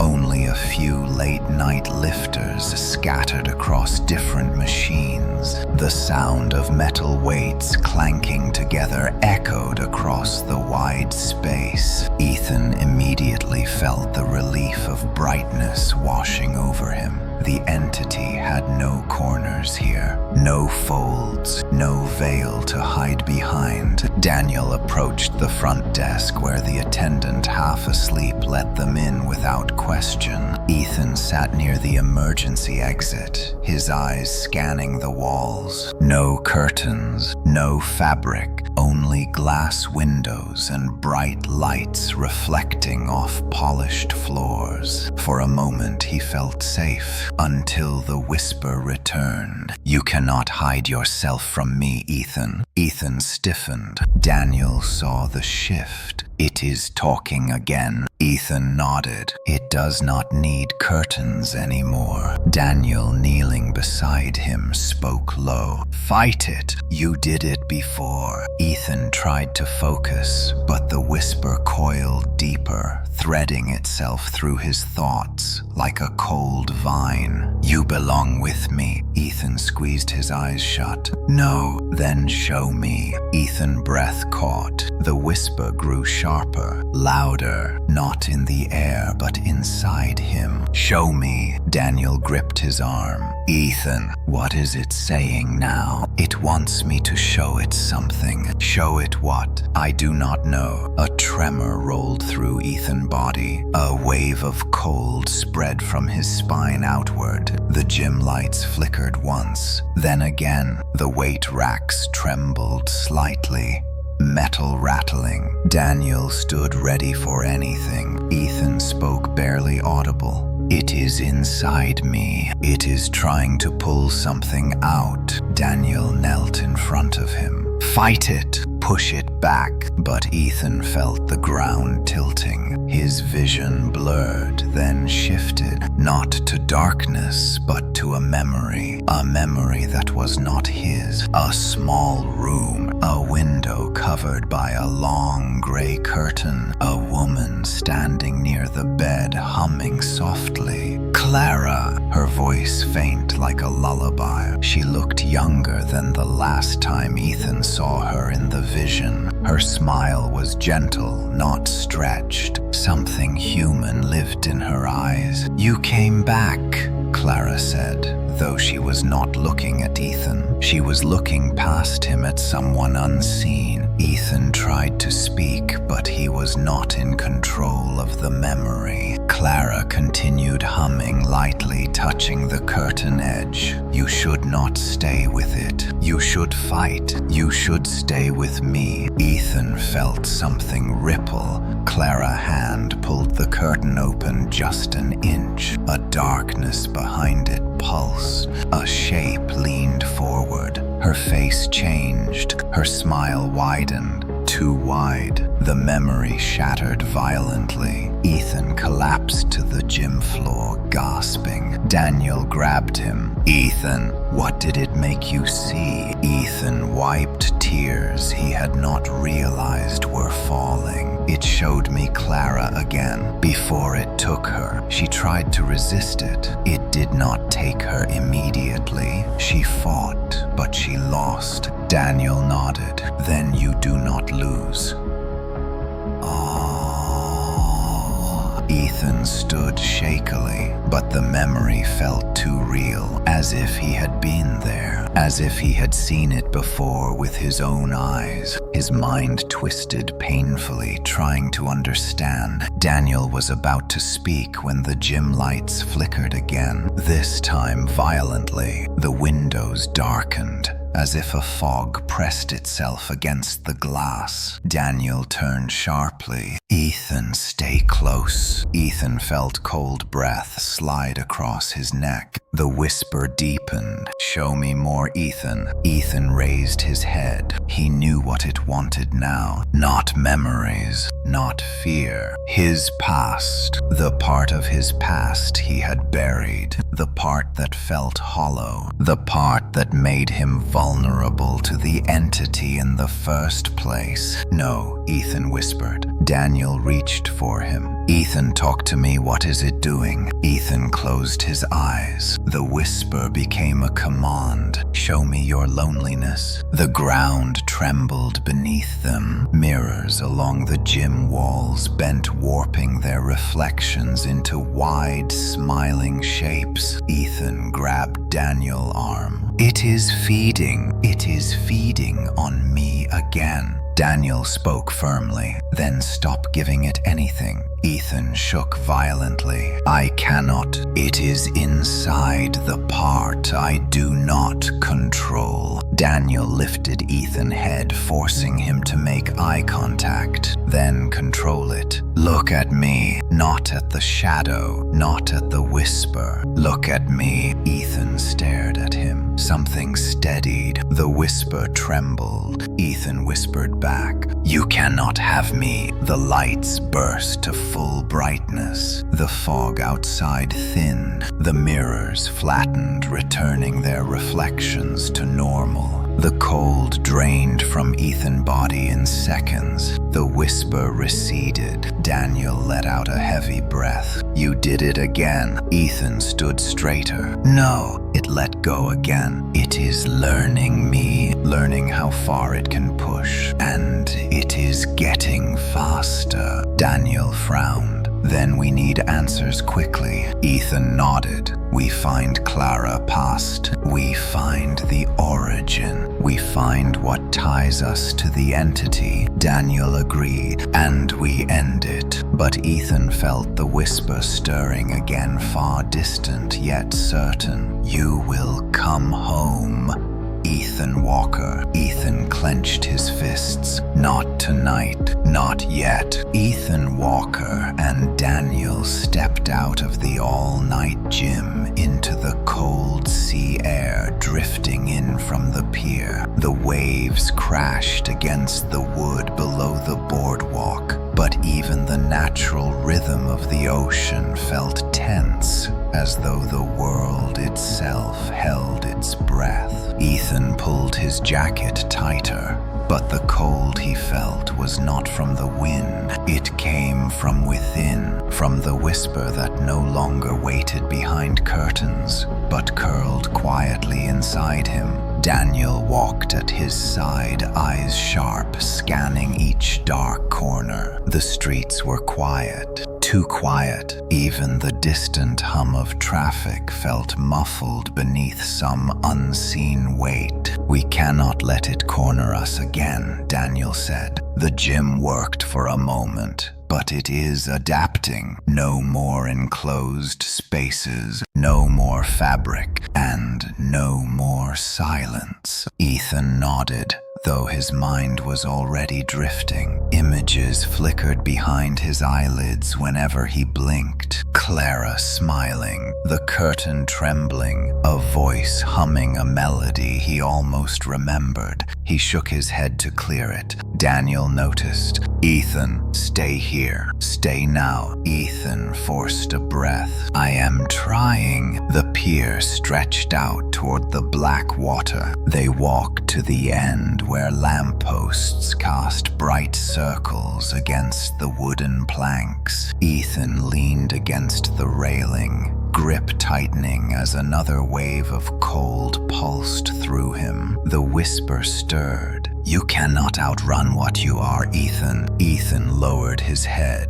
"What am I?" The whisper did not answer with words, but with a sensation. A pull, as though something behind the curtain reached for him across miles of shadow. Daniel stepped closer. "What is it saying now?" Ethan stared out at the water. "Something I do not understand." Daniel exhaled. "Then we find answers. We start with Clara. Someone knew her. Someone knew what she was dealing with before she disappeared. We find out what she was hiding." Ethan nodded, but he felt dread rising beneath his ribs, because part of him feared that Clara had seen something she should not have, and that he was now walking the same path. They left the pier, heading toward the busier streets near downtown. Neon lights reflected in puddles, forming twisted shapes beneath Ethan's feet. Every time he passed a reflective surface, he braced himself,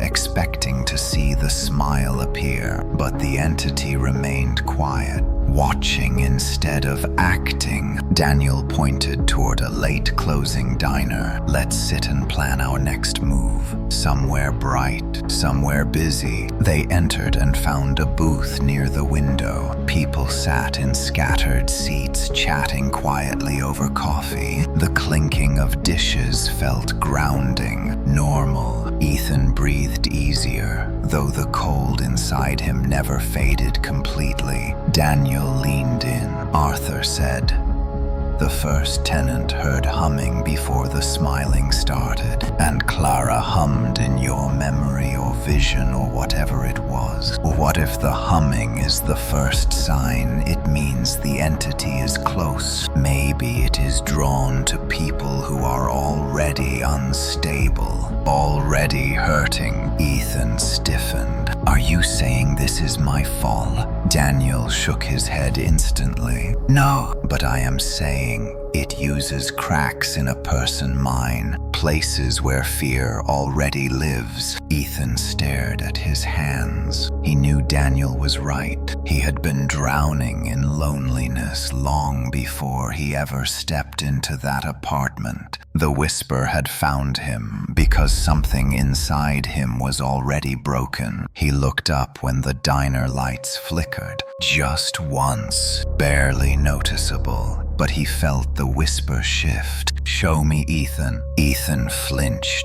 Daniel noticed. It is pushing again. Ethan's voice trembled. It wants me to show it something. Daniel leaned forward. Show it nothing. Block it out. Ethan tried. He tried to quiet his mind to focus only on the chatter in the diner, but the whisper pressed harder. Show me your sorrow. Ethan's chest tightened painfully.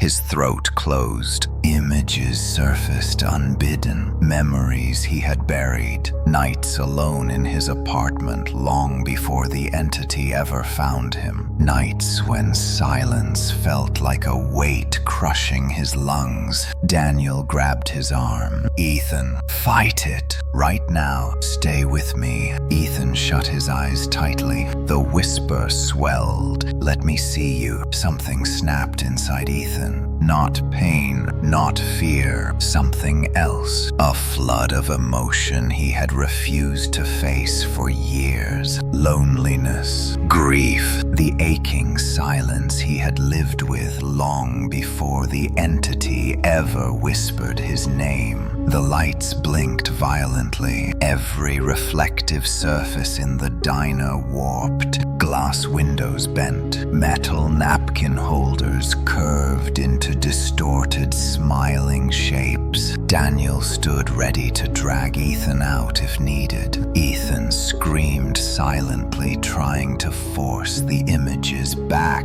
He gripped the edge of the table so tightly his knuckles turned white. Then the whisper said something new. You were mine before Clara. Ethan's breath froze mid-inhale. Daniel saw his expression change. What did it say? Ethan could barely form the words. It said I belonged to it before Clara. Daniel stared. That makes no sense.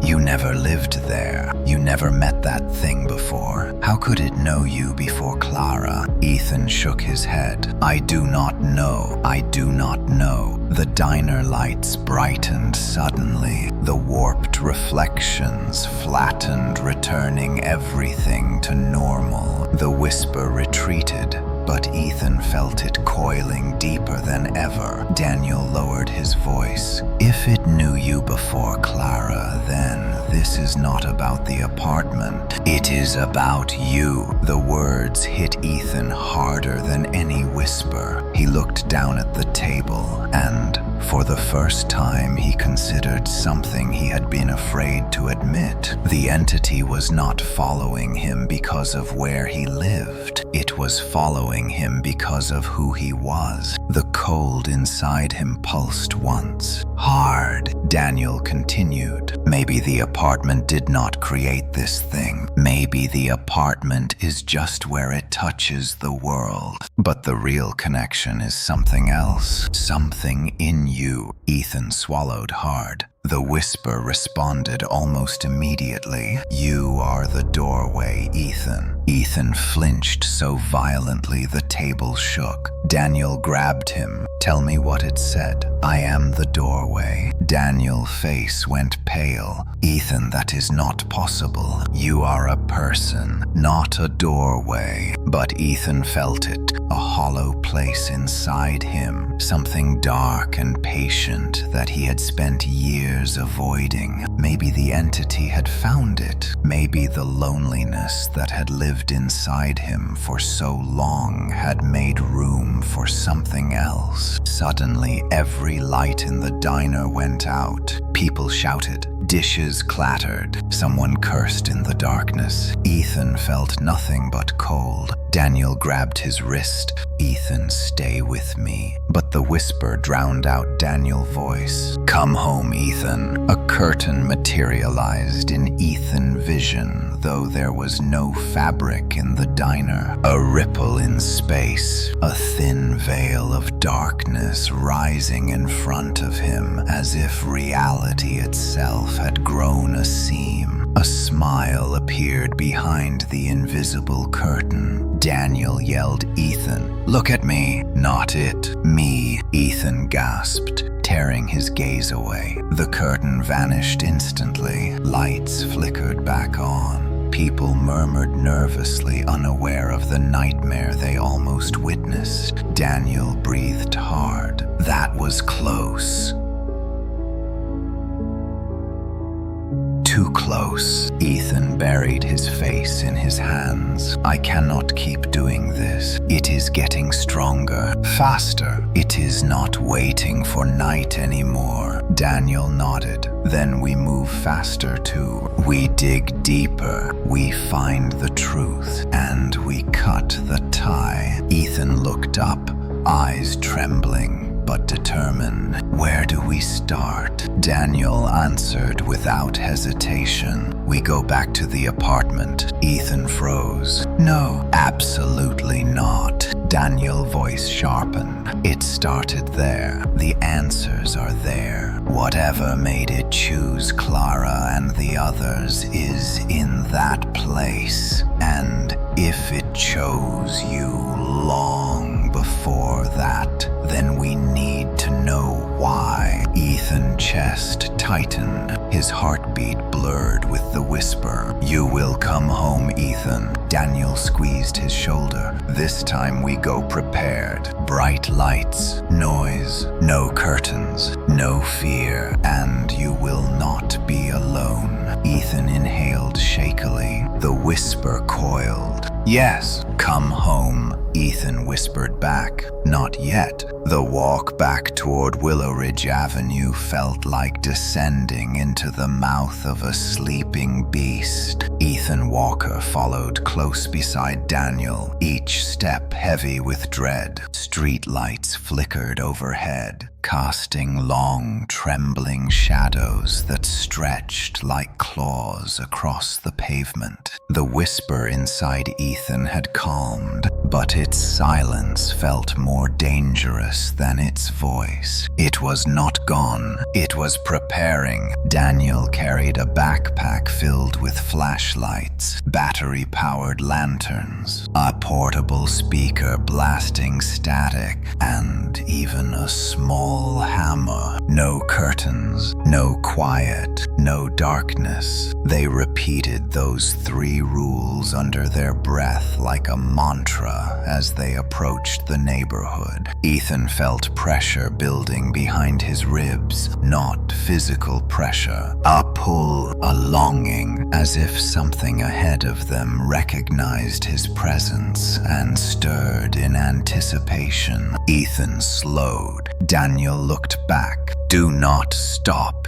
Do not let it sense hesitation. It already knows, Ethan whispered. Daniel clenched his jaw. Then we do not give it anything more. Willow Ridge Avenue appeared around the corner. The building loomed taller than Ethan remembered, its windows yawning like open mouths. The cracked bricks seemed darker. Its outline pulsed as though breathing. Ethan froze. Daniel tugged his wrist. Come on. They crossed the street.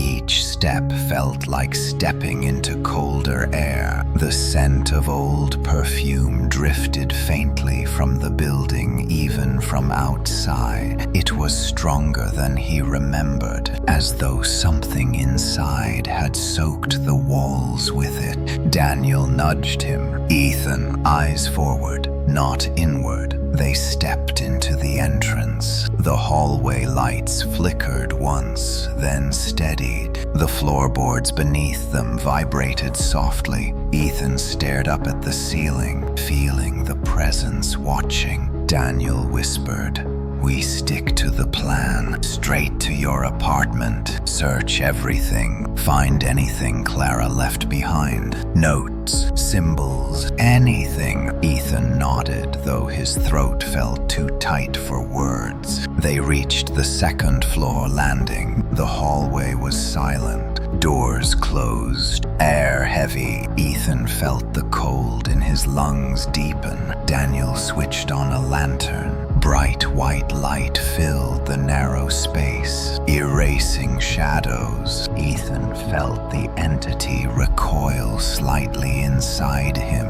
The sensation almost lifted him until it returned twice as strong. They stopped at Ethan's apartment door. The wood pulsed faintly, as if something inside breathed against it. Daniel gripped the lantern in one hand and slowly pushed the door open. Bright light spilled into the room, crossing the threshold. Ethan stepped inside and immediately saw the curtain, still intact, still gray, still waiting. Ethan's heartbeat stumbled. His chest tightened painfully. Daniel placed a hand on his shoulder. "We are not touching it, not looking at it. We search everywhere else first." Ethan forced himself to look away from the curtain. The rest of the room looked unchanged, yet distorted. Colors slightly muted, corners darker than they should be, as if reality itself thinned closest to the apartment center. Daniel started rummaging through drawers. Check behind furniture, under the boards, anywhere someone could hide a note. Ethan moved slowly across the room. He checked beneath the couch, behind picture frames, inside the vents. Dust clung to his fingers. Every small sound made him tense. He approached the bedroom cautiously, lantern light sweeping across the floor. Then he saw something, faint etchings carved into the wooden floor near the bed. Lines, symbols, circles intersecting. Ethan crouched. Daniel hurried over. "What is it? Look!" Daniel crouched beside him. Someone carved something. Maybe Clara. Ethan traced the edges of the carving with a trembling finger. They formed a symbol, a circle intersected by 3 angled lines and marked with small slashes around its perimeter. It felt familiar. Too familiar. Daniel pulled out his phone and snapped several photos. Looks ritualistic. Protective maybe, or a warning. Ethan touched the center of the marking. The wood felt cold, too cold. His breath fogged slightly. The whisper stirred faintly. "You remember this?" Ethan jerked back. Daniel grabbed him. "What happened?" It said, "I remember this, but I do not." Ethan's voice cracked. "I have never seen anything like it." Daniel frowned. Maybe the entity remembers. Maybe it is confusing its memories for yours. Ethan wanted to believe that, but he knew better. They continued searching. Daniel found a small notebook wedged deep behind a pipe under the sink. Its pages water-warped. Ethan opened it carefully. Clara handwriting filled the first page. "I hear the humming again." Ethan's breath caught. He turned the page. The smile is growing. Next page. "It whispers to me through the curtain. It says it knows me. Ethan felt his stomach twist. Daniel leaned over his shoulder. Turn the next one. Ethan did. On the following page,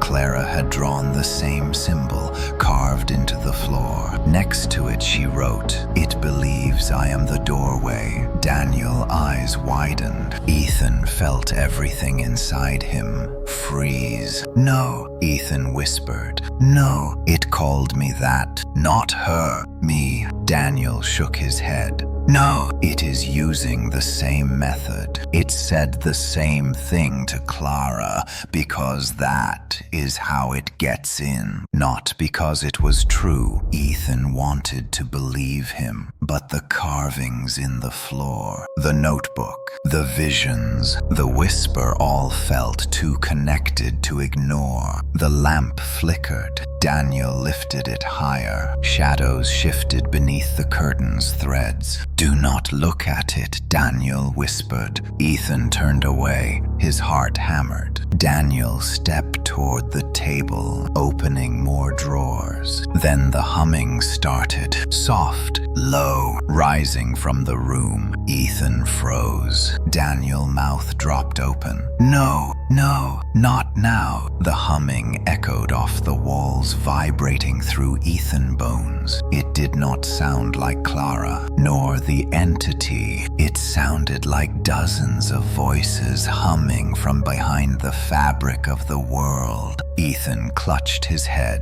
Daniel dropped the lantern and grabbed Ethan's arms. "Stay with me, Ethan. Hear my voice." The humming grew louder. The curtain rippled faintly, not outward, inward, as though something behind it inhaled. Ethan gasped. Daniel pulled him back. "Do not go near it." But Ethan felt the pull, stronger than before. A magnetic force tugging at his chest. His feet slid half an inch across the floor. Daniel braced himself and held Ethan tighter. Then the whisper erupted inside Ethan. "Come home, Ethan." Ethan screamed as the force yanked him forward. Daniel pulled back with everything he had. Ethan's body lurched between the two opposing forces. His heels dragged across the floor. Daniel shouted, "Ethan, fight it!" Ethan felt his consciousness slipping. Darkness swirled behind his eyes. The humming vibrated through him like a tuning fork. He screamed Daniel's name, but the voice that left his mouth sounded layered, echoed, as if two voices spoke at once. Then the humming stopped. Silence. Daniel collapsed backward as the pulling force vanished. Ethan dropped to his knees, gasping. The room fell still. The curtain did not move. Daniel spoke breathless. "We cannot stay here. This place is waking it up." Ethan lifted his head slowly. He realized something horrifying. The curtain was not waiting. It was watching. Ethan Walker could barely stand. The apartment felt alive around him, as if every board, every nail, every grain of dust had begun to breathe. The whisper inside him did not speak now. It watched, it waited, and that silence was worse than any sound it had ever made. Daniel held Ethan by the arm and pulled him toward the hallway. "We are leaving. Now!" "This place is waking the entire thing up. We cannot stay another second." But Ethan did not move. His eyes were locked on the curtain. It hung perfectly still in the dead center of the apartment, untouched by the shifting air. Yet Ethan felt it watching him from somewhere beyond the fabric, like a predator waiting for the right moment to strike. Daniel tugged again. "Ethan, we need to go. Look at me." "Not it." Ethan blinked and turned toward the door, but something tugged at him internally, a cold thread tightening inside his ribs. "Do not go." The whisper returned, soft as breath on skin. Ethan froze. Daniel saw it instantly. Ethan, fight it. Fight it now. But Ethan was no longer sure if he could. The pull inside him deepened, wrapping around his heart like a hand gripping it gently, almost lovingly. Come home. He heard Clara's voice overlaying the entity like two voices speaking through a single mouth. Ethan choked on a breath. She had fought it and lost, and now he was walking the same path. Daniel pushed him through the doorway into the hall. The moment Ethan crossed the threshold, his knees buckled. Daniel caught him. Ethan, listen to me. You are not a doorway. You are not its vessel. You are a person. You are in control. But Ethan did not believe that anymore. The humming started again, not inside the apartment, in the hallway. It vibrated through the floorboards beneath their feet, traveling through Ethan's bones like a memory resurfacing. Daniel shone the lantern across the hall. Nothing moved, no shadows shifted, but the humming grew louder. Ethan clutched his head. Stop! Please stop. Daniel pulled him toward the stairwell. Whatever it is doing, you cannot let it break you. Anchor yourself. Think of something real. Real. The word felt foreign, distant, like a concept that belonged to someone else. The humming crescendoed. The lantern flickered. Ethan felt his vision blurring at the edges. Then the hallway shifted, not physically, in his mind. A second hallway appeared, layered over the real one, translucent like a ghost impression. The walls were darker, the ceiling lower, the shadows longer, and in that phantom hallway, the curtain hung from every doorway, gray, trembling, whispering. Ethan stumbled back. Daniel grabbed him. What do you see, Ethan? What is it showing you? Curtains, he whispered, everywhere. Daniel shook him hard. They are not real. Do you hear me? They are not real, but they felt real. Ethan felt warmth radiating behind each phantom curtain, as if something living hid behind every one. The whisper slipped into him again. You remember, you were here before. Ethan screamed. No, I was not. But the phantom hallway twisted, warping like melting wax. The curtains rippled. Behind one, a hand pressed through the fabric.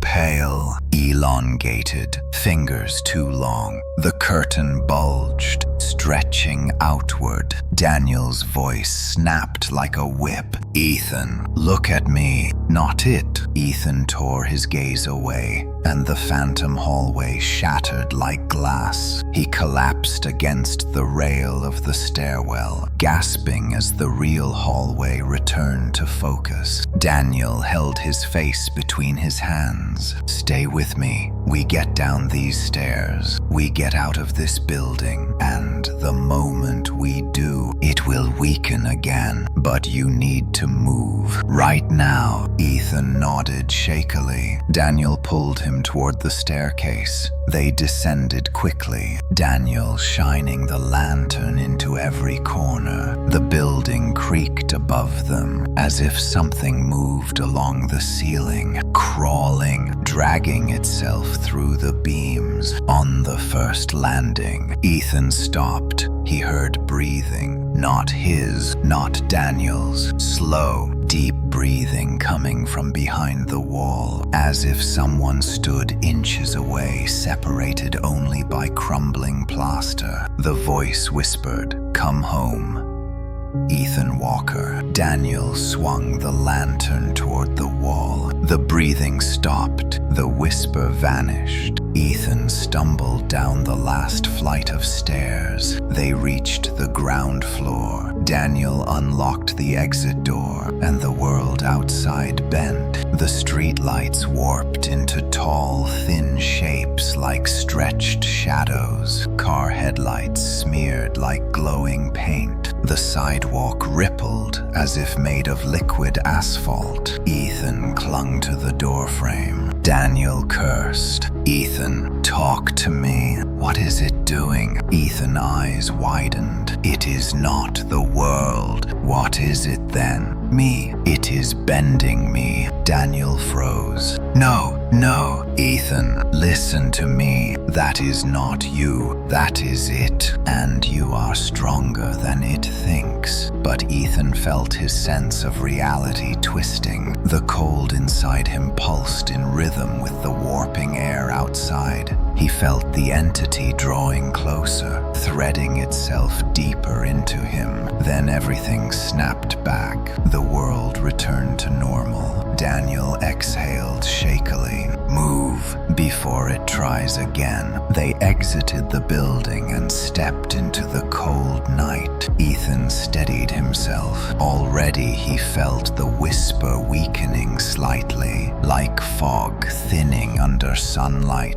Daniel guided him down the street, back toward the city lights. "We need help," Daniel said. "Real help. Someone who knows how to sever things like this." "Who?" Daniel hesitated. "There is someone I know. My sister friend. She studies weird things. Myths, rituals, openings between worlds. She does not believe most of it, but she understands patterns, symbolism. Maybe she can see something we cannot." Ethan nodded slowly. Anything that gets this thing out of me." As they walked, the whisper flickered faintly. "You were mine before." Ethan clenched his jaw. He would not respond, not this time. But then the whisper said something new. "You came to me first." Ethan stopped dead in the street. Daniel turned. "Ethan, what did it say now?" Ethan's voice trembled. "It said I came to it first." Daniel stared. "That is impossible. You did not even know it existed." Ethan shook his head slowly. "Confusion, dread, a sinking certainty. I do not remember my childhood well." Daniel blinked. "Ethan, no, you do not think." Ethan whispered. "What if the apartment was not the beginning?" The whisper curled through him like smoke.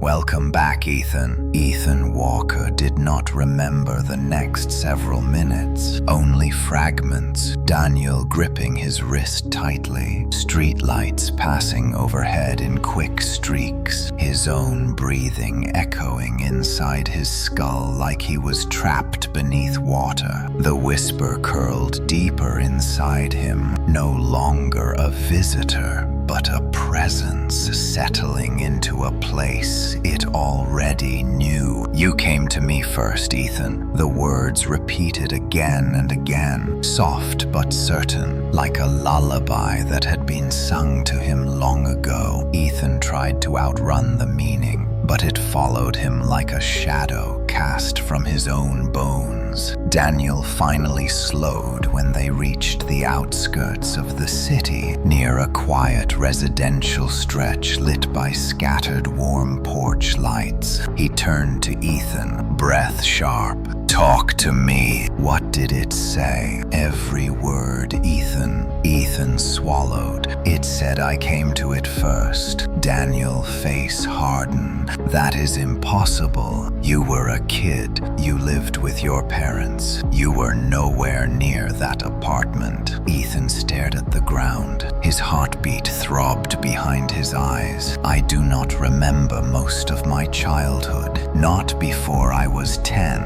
Just pieces, sounds, darkness." Daniel placed both hands on Ethan's shoulders. "Then maybe this is what it wants, to make you doubt yourself, to make you believe you were always part of it. But Ethan shook his head. It did not feel like a lie. They walked again, heading toward Daniel's sister-friend house, the one he claimed understood symbols and old rituals. But the night felt unusually long, like time stretched thin around them. The air pulsed with cold, and every few steps Ethan saw the world bend at the edges, as if reality were fabric pulled too tight. Daniel kept talking to him, grounding him. We get someone who understands this. We show her the symbol. We show her the notebook.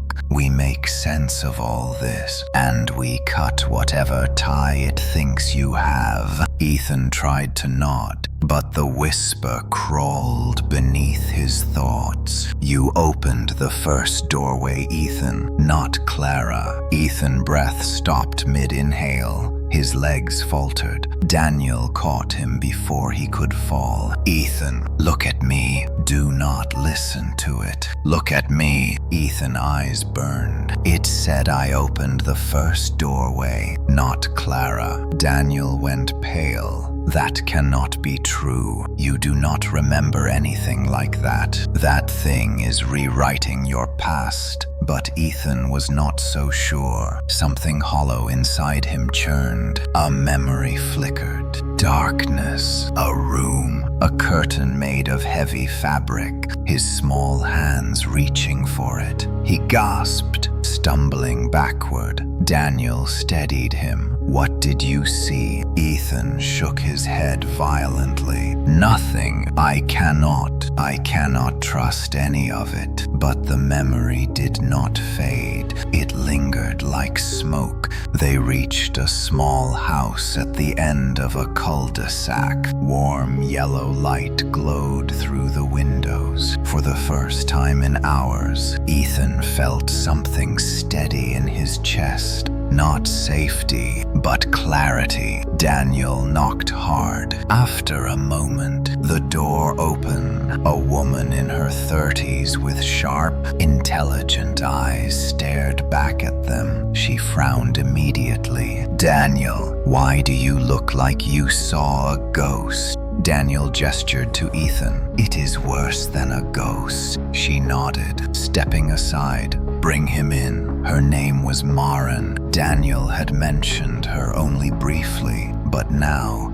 Ethan felt as if she were the last thread holding him to reality. Inside, the house was cluttered with books, old diagrams, symbols drawn on whiteboards, maps pinned with strings. Ethan blinked at the overwhelming detail. Maren paced around him once, studying him like a doctor examining an injury. Then she pointed to a chair. Sit, both of you, and start from the beginning. No details missing. Daniel nodded and began talking. Everything from the apartment, the curtain, Clara disappearance, the whispers, the visions, the sigils carved into the floor, the notebook, the humming, the pull. Ethan watched Maren face shift slowly from curiosity to alarm. She crossed her arms. Do you know what you are describing, Daniel? Daniel exhaled. No, that is why we are here. Maren sat in front of Ethan. Her voice softened. Whatever this is, Ethan, you need to focus. Tell me exactly what it says to you, word for word. Ethan hesitated, then spoke quietly. It says I came to it first, that I opened the first doorway. Maren stilled. Her jaw tightened. She exchanged a look with Daniel. What does that mean?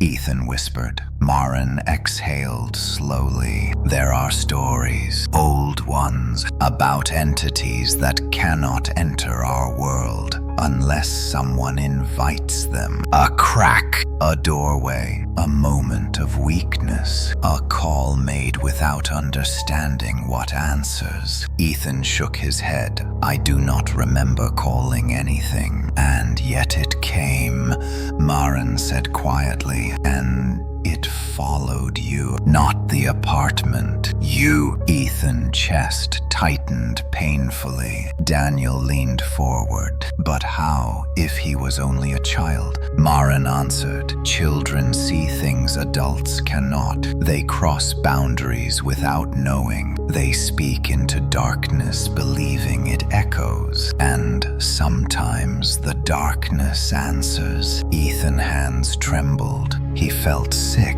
A cold sweat prickled down his spine. Maren asked sharply, Ethan, do you remember any shadow in your childhood? A place you feared for no reason? A dream that stayed with you? A curtain? Ethan shut his eyes. There it was. A curtain. A dark, heavy one. It stood in the corner of his childhood room. He had forgotten it for years. His parents never questioned it. And behind that curtain he had felt something warm and breathing. Something that whispered to him at night when he could not sleep. He whispered back. Ethan's voice cracked. I think I talked to it. Daniel flinched. Ethan, Maren's tone sharpened. What did you say to it? Ethan's tears burned but did not fall. I told it I was lonely. Silence crashed over the room. Maren closed her eyes as though confirming something terrible. Daniel stared at Ethan with horror and heartbreak. Ethan covered his face with his hands. I did not know. I was a child. I did not know. Maren's voice was gentle but grim.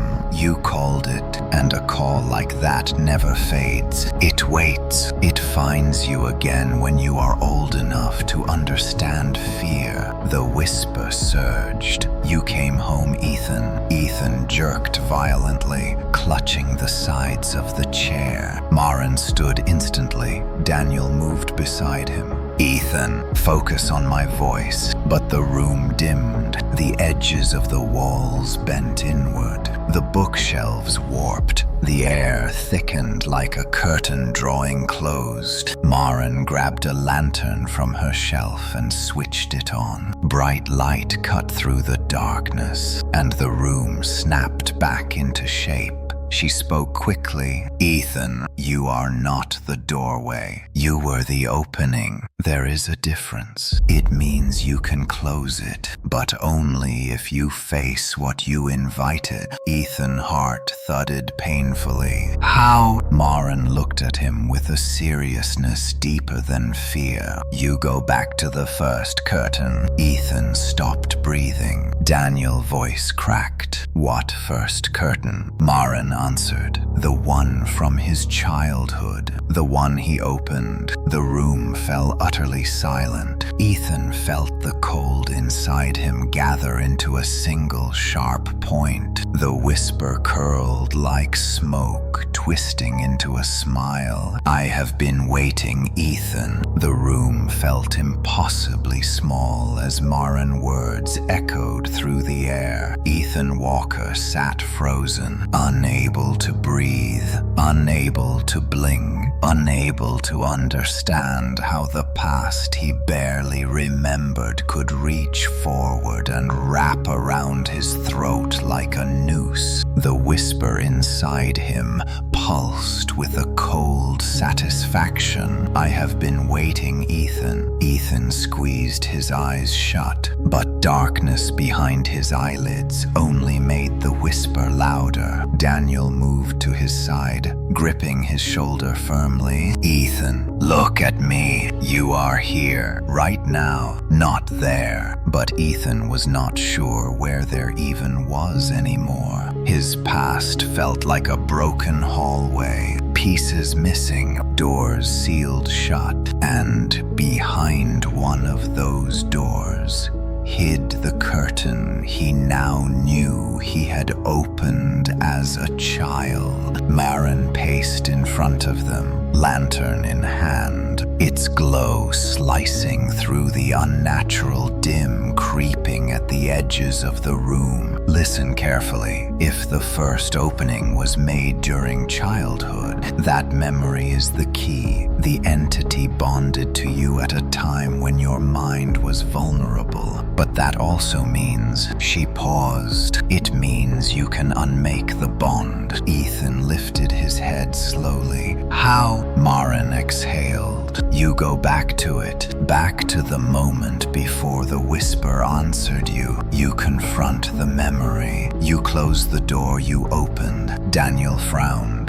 That sounds like hypnosis, or mind-bending, or something that entity will twist the second he tries. Maren nodded. It will fight. It will show lies, distort, manipulate. But if Ethan truly remembers the moment he called it, the moment he invited it in, he can push it out the same way. Ethan's chest tightened. And if I fail, Maren looked down. Then it will finish what it began, and you will not come back. Silence swallowed the room. Ethan felt his pulse in his throat. His fingers curled into his palms. He could not keep running. He could not outrun something he had summoned. He needed to end it. Tell me what I have to do. Maren moved quickly, pulling books and candles and old diagrams from shelves. She cleared a space in the room and set the lantern at the center. The flame flickered with unnatural steadiness, as though afraid to waver. Sit in front of the lantern, Ethan. Ethan obeyed. Daniel crouched beside him. I stay with him, no matter what. Maren nodded. Good, but do not touch him unless I tell you. Physical contact could anchor him in the wrong memory. Daniel swallowed hard. Understood. Ethan stared into the lantern's bright core. Maren placed a hand above his head without touching. Breathe slowly. Let your thoughts loosen. Let the room fade. You are looking for a memory buried deep under fear. A room, a curtain, a shadow. Ethan felt warmth on his face from the lantern, but behind that warmth, a deeper cold uncoiled. Images flickered. Shapes. A small bed. A dresser. A corner. Dark fabric hanging. Daniel's voice drifted faintly. Ethan, you are safe. We are here. Maren's voice followed.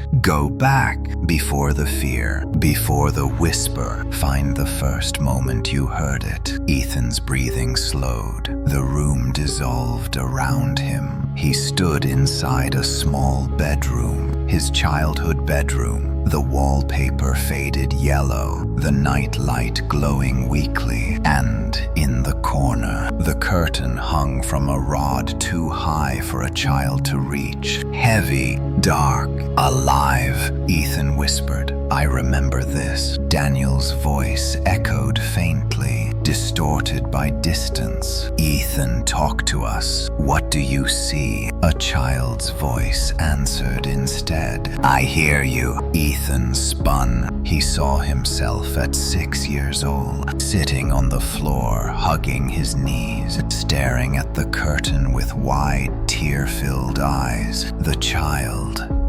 Ethan trembled. Lonely, Maren's voice reached through the memory. Ethan, stay focused. Stay outside the memory. Do not become the child. Observe. Ethan nodded slowly, but the memory tugged at him like a current pulling him backward. The child, Ethan whispered. Are you there? The curtain trembled. A soft humming drifted out. Daniel's distant voice panicked. Ethan, do not answer it, not even in memory. But the child version of him was already leaning forward, drawn by the sound like a moth to flame. The humming deepened. A faint shape pressed against the fabric from the other side. Small, human-sized, like a child sitting opposite him. The younger Ethan whispered again, "I am scared." The shape behind the curtain shifted. Then a whisper surfaced. "I can sit with you." Ethan's heart twisted. He remembered the loneliness, the nights of crying silently so his parents would not hear, the dark corners that felt too big, the silence that felt like drowning. No wonder he had answered, but he had to stop it now. Marin's voice sliced through the memory. "This is the moment, Ethan. The bond is forming. Break it." Ethan stepped closer to the child version of himself. He reached out a hand. "Do not touch him, Ethan," Marin warned. Ethan stopped inches away. Instead, he knelt and spoke softly to the frightened boy. "You are not alone. You never were. You do not need it." The curtain trembled violently, as if the entity recognized the threat. The shadow behind it stretched taller, darker. "The child," Ethan whispered, "but I do not want to be alone." Ethan's voice cracked. "You grow up. You find people, friends. You survive. You do not need the voice behind that curtain. You never needed it." The whisper surged. "Ethan, the child." Ethan looked at the curtain, at the shadow, at Ethan. Which voice do I believe? The memory trembled, as if reality itself was glitching. The whisper pushed harder. "Come with me. I will never leave you," Marin shouted from beyond the memory. "Ethan, you have to say it. Close the doorway. Now." Ethan inhaled sharply and shouted, "You cannot have him." The lantern light exploded outward, tearing through the memory like a shockwave. The curtain shredded. The shadow behind it screamed, a sound like tearing metal and broken breath. The child Ethan vanished in a flash of blinding light. Ethan fell backward and slammed into his body. He gasped, arching upward in Marin's living room. Daniel caught him instantly. "Ethan, Ethan, talk to me. Are you here?" Ethan clutched Daniel's shirt, trembling violently. The whisper was gone. For the first time since the apartment, since childhood, since the curtain, silence. Ethan collapsed forward, shaking with relief. Marin knelt beside him. "It worked. You severed the root. You broke the memory that bound it to you." Daniel exhaled. "Then it is over." But Ethan stared ahead, eyes wide. "No," because from somewhere deep in the room, faint but unmistakable, a whisper rose. "You closed the doorway, Ethan, but I am already through." Silence. For a heartbeat, Ethan Walker tasted it, felt it, believed in it. The whisper that had lived inside him since childhood was gone, severed at the root of the memory where it had first taken hold. Daniel squeezed his shoulder with trembling relief while Marin exhaled, as if a weight she had carried for hours finally lifted. Then the new whisper surfaced, soft, cold, certain. "You closed the doorway, Ethan, but I am already through." Ethan's body jerked as though struck. Daniel caught him instantly. "Ethan, hey, look at me, focus." But the room had already changed. The lantern dimmed without flickering. The air thickened. Shadows stretched unnaturally across the floor, reaching like fingers tipped with quiet intent. Marin stepped back, her expression breaking into horror. That is impossible. The ritual severed its anchor. Ethan's voice cracked. It is not bound to the memory anymore. It crossed before I closed it. Daniel cursed under his breath. How long has it been loose? Ethan shivered. Since Clara, since me, since before I remembered. The whisper slid through him again, not from inside, but from the room itself. You cannot seal what has already escaped. Maren grabbed her bag and began ripping through pages of old notes. We need another approach. This thing is no longer tied to a doorway. It is autonomous now. It is free on this side. Daniel stiffened, meaning what, it can walk around like a person? Maren's voice dropped to a whisper. Worse, it can exist where fear exists. Anywhere, anyone. It no longer needs a curtain because the boundary between its world and ours broke years ago. Ethan felt the room tilt. A cold pressure pressed against the back of his neck. He spun. A faint ripple trembled across the wall. Not fabric, not shadow, space. It bent the way curtains do when someone stands behind them. Daniel lifted the lantern between Ethan and the ripple. Stay close. Do not let it isolate you. But the ripple widened. A shape pressed forward. The outline of a face with a smile too wide for anything human. Ethan backed up until he hit the table. Not again. It cannot still want me. The whisper sharpened. You are the first. You are the echo. You are the reason I remembered the way through. Maren froze. Echo. Ethan, did you ever hear it before the curtain? Ethan shut his eyes. The childhood room, the loneliness, the humming that soothed him. He had spoken to it before he even saw the curtain, before it ever formed a doorway. I called to it with my loneliness, he whispered, and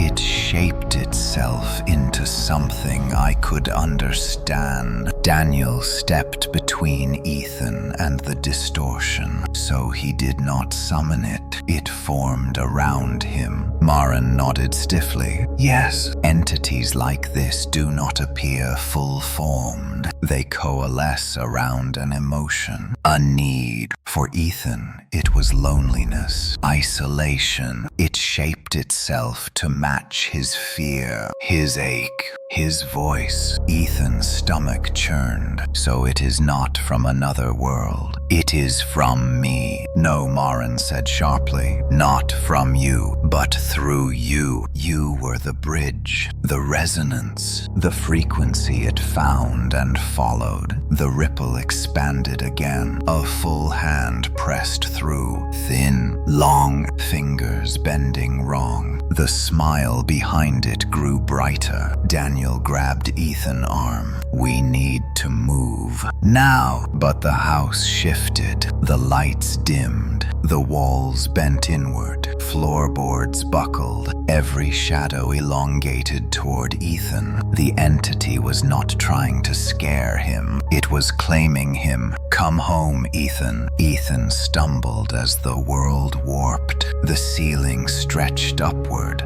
Maren's screams twisted like echoes underwater. Daniel pulled at him. But Ethan felt his feet sliding toward the distortion, as though gravity itself had changed direction. The whisper pulsed. You were the first voice I heard. Ethan's teeth clenched. No, I was a child. I did not know what I reached for. The entity answered, and I was a shadow looking for shape. A tear ripped open in the wall. Not fabric, not wood. Reality. Behind it was darkness. Thick, viscous, alive. Ethan screamed as his body tilted toward it. Daniel hooked his arms around Ethan's shoulders and pulled back with everything he had. Maren shoved a lantern between them and the rift. The light flared violently. The entity recoiled, but not enough. Ethan felt his heels lift from the floor. Daniel shouted, "Ethan, fight it, not with fear, with anger, with anything that is yours, not its." Ethan's chest tightened.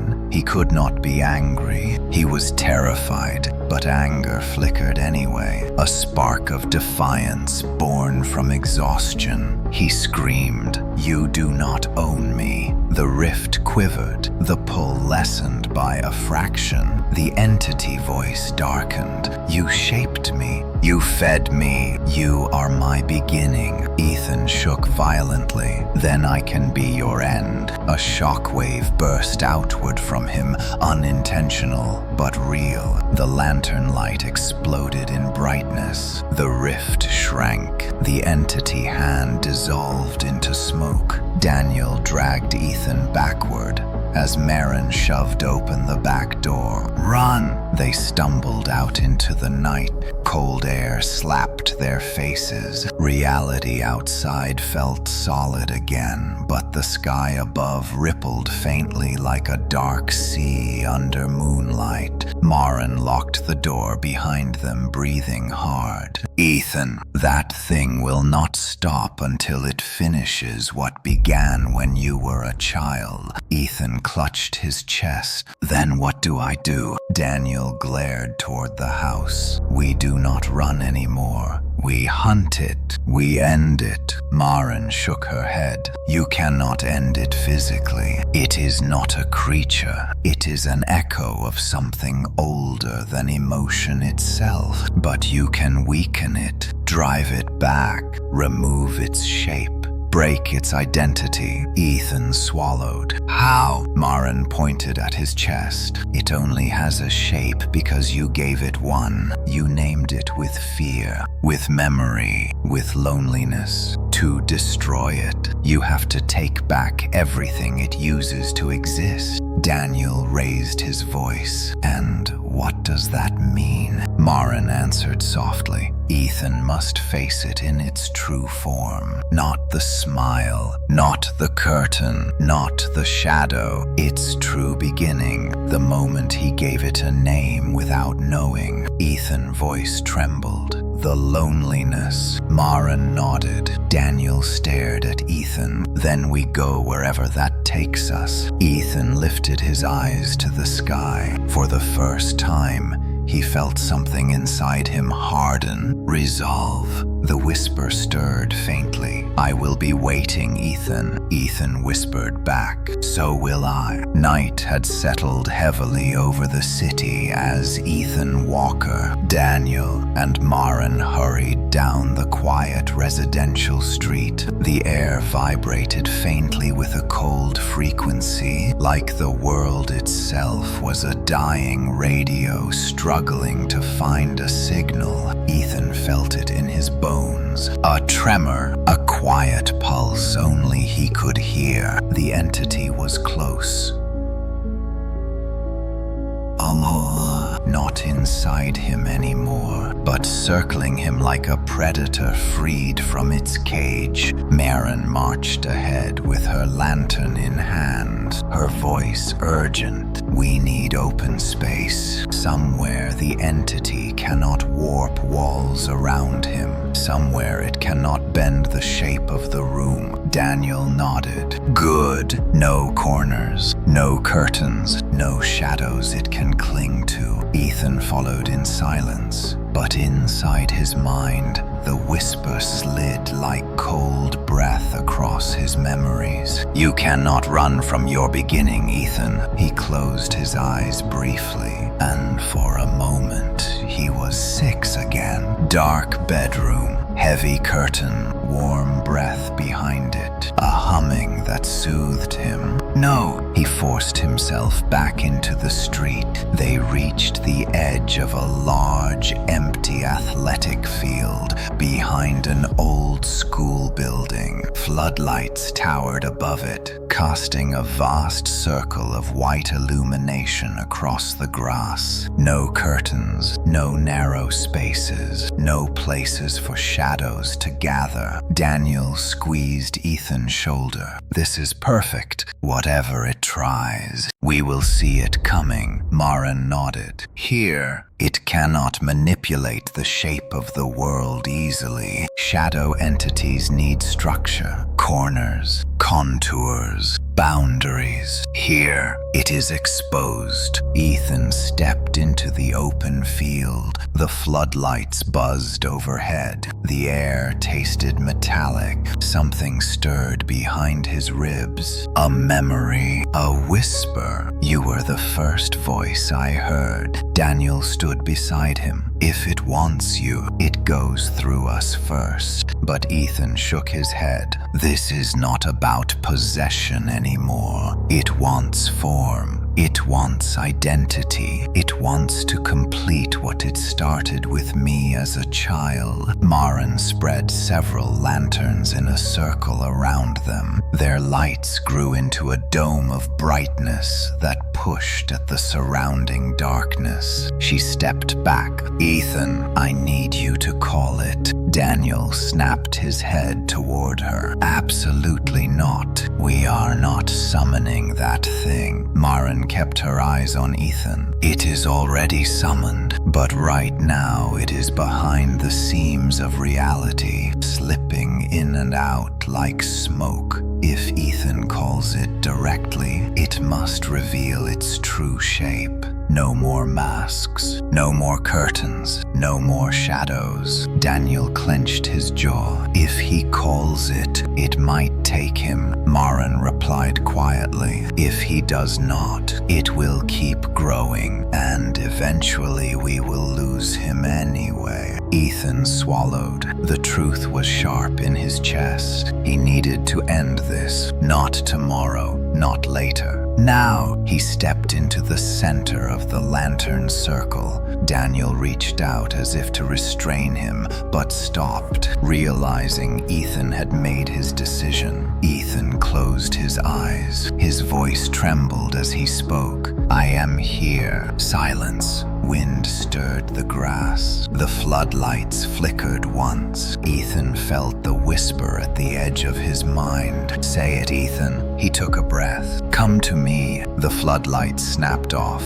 Darkness swallowed the field in an instant. Daniel shouted, Ethan, stay in the circle. Do not move. Maren struck a lantern, its light flaring desperately. The field stretched infinitely in the dark.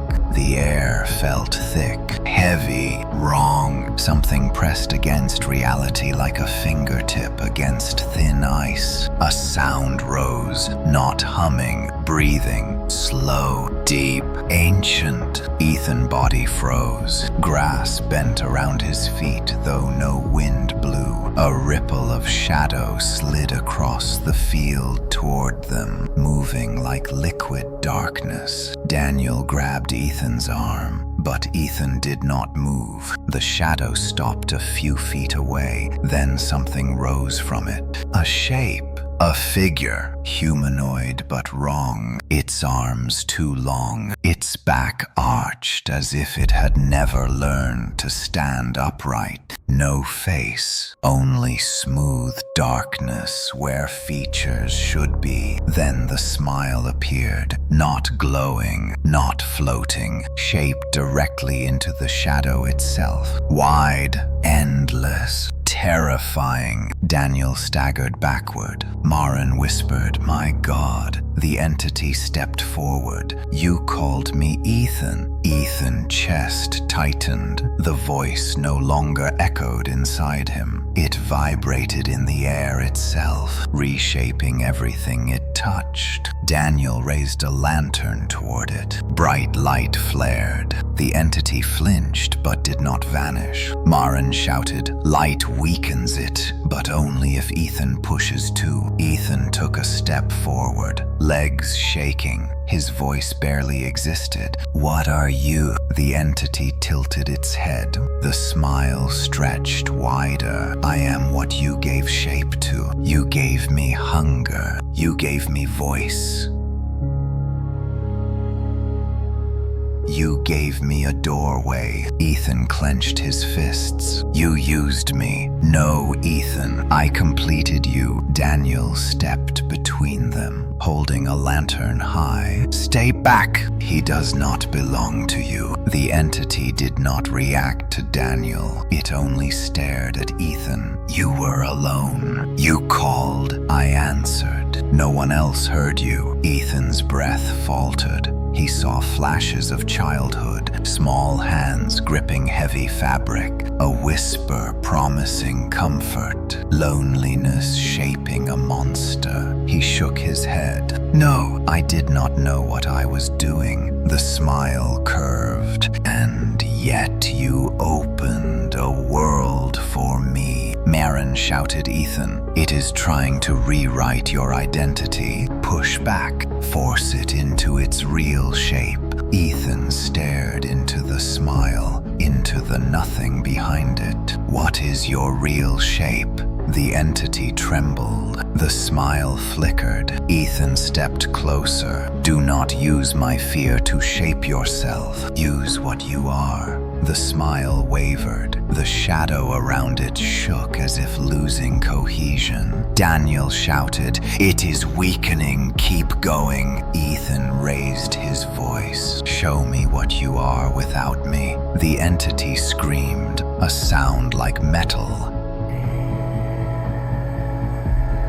tearing apart. Its shadow body contorted, folding inward as though collapsing under its own weight. The smile cracked into fragments of white light. The field shook. Lanterns flickered violently. Marin covered her ears. Ethan, enough. It is unstable. But Ethan pressed forward. Show me your true beginning, not mine. Yours. The shadow exploded outward like smoke in reverse, pulling inward instead of spreading. Its limbs dissolved. The smile shrank. The field brightened. Then the floodlights snapped back on. Silence fell. The shadow was gone. Daniel rushed forward. Ethan, are you hurt? What happened? Ethan stared at the empty patch of grass where the entity had stood. His voice trembled. I saw it. Marin knelt beside him. What did you see? Ethan swallowed. Not a monster, not a demon, a void, a hole in the world shaped accidentally by a child's loneliness. Daniel exhaled. So that is it. It is over. Ethan shook his head slowly. No. He pointed to the air where faint distortions rippled like heat waves. It is trying to rebuild itself, trying to find another shape. Another doorway. Marin eyes widened. It is weakened, but not gone. You stripped its identity, but not its hunger. Ethan stood, unsteady but firm. Then we destroy the hunger next. The whisper returned faint, desperate. Ethan. He closed his eyes. I am not yours. The floodlights hummed overhead, steady and unbroken, but the air around Ethan Walker still trembled, as if something enormous had just passed through it. He stood in the center of the empty athletic field, chest rising and falling with sharp, uneven breaths. Daniel hovered beside him, ready to catch him if he collapsed, and Marin circled wide around them, scanning for distortions in the darkness. It was weakened, she whispered. That reaction, that collapse. Ethan, you tore its identity away. You shattered its shape. Daniel turned to her. Then why does it feel like the ground is still breathing? Marin hesitated. Because hunger is older than shape, and older than fear. Without identity, it becomes something raw, something desperate. Ethan rubbed a shaking hand across his face. I saw what it really was. A void, not a creature, not a demon, just an emptiness that latched onto my loneliness. Maren crouched in front of him, lantern light illuminating the exhaustion in his eyes. And that is why it found you. Children feel emptiness too deeply. They try to fill silence with anything that listens, Daniel muttered, and this thing listened way too well. Ethan closed his eyes. The whisper he expected to hear did not come. No voice curling into his ribs, no soft breath coiling inside his mind, but something else moved. Not speech, not identity, a motion, a stirring. Maren stood abruptly. It is not gone. It is searching for something new to anchor to. Daniel tensed. A new host. No, a new memory, Maren said. Or a new shape.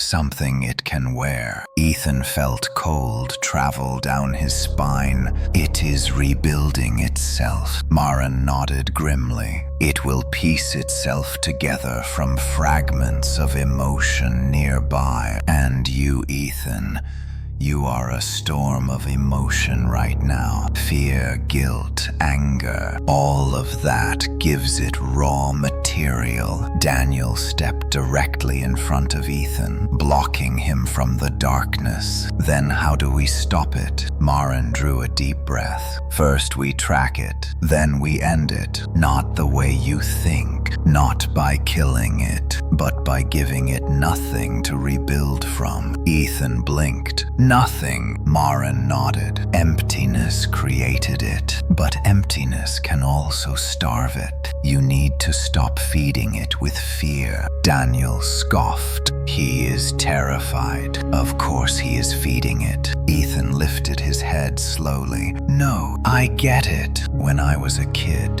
loneliness made me call to it. Fear made it grow. My panic shaped its smile. My nightmares shaped its voice. If I let it, it will keep using me to build a new identity. Daniel frowned. But you cannot just stop feeling fear. That is not how it works. Maren shook her head. He does not need to stop feeling it. He needs to stop surrendering to it. Ethan's heart hammered. That felt impossible, but not as impossible as letting the void behind the smile grow again. The ground vibrated softly. A ripple of darkness emerged across the field. Daniel spun around, lantern raised. That is it. Back up. Back up now. Ethan did not back up. He stepped forward. The ripple stilled. The air grew colder. Maren whispered, Ethan, do not let it hook into you. Maintain distance. But Ethan felt something familiar in the ripple. A pull, a cold tug inside him like static caught to his ribs. He whispered, it is using memory fragments, trying to form shape.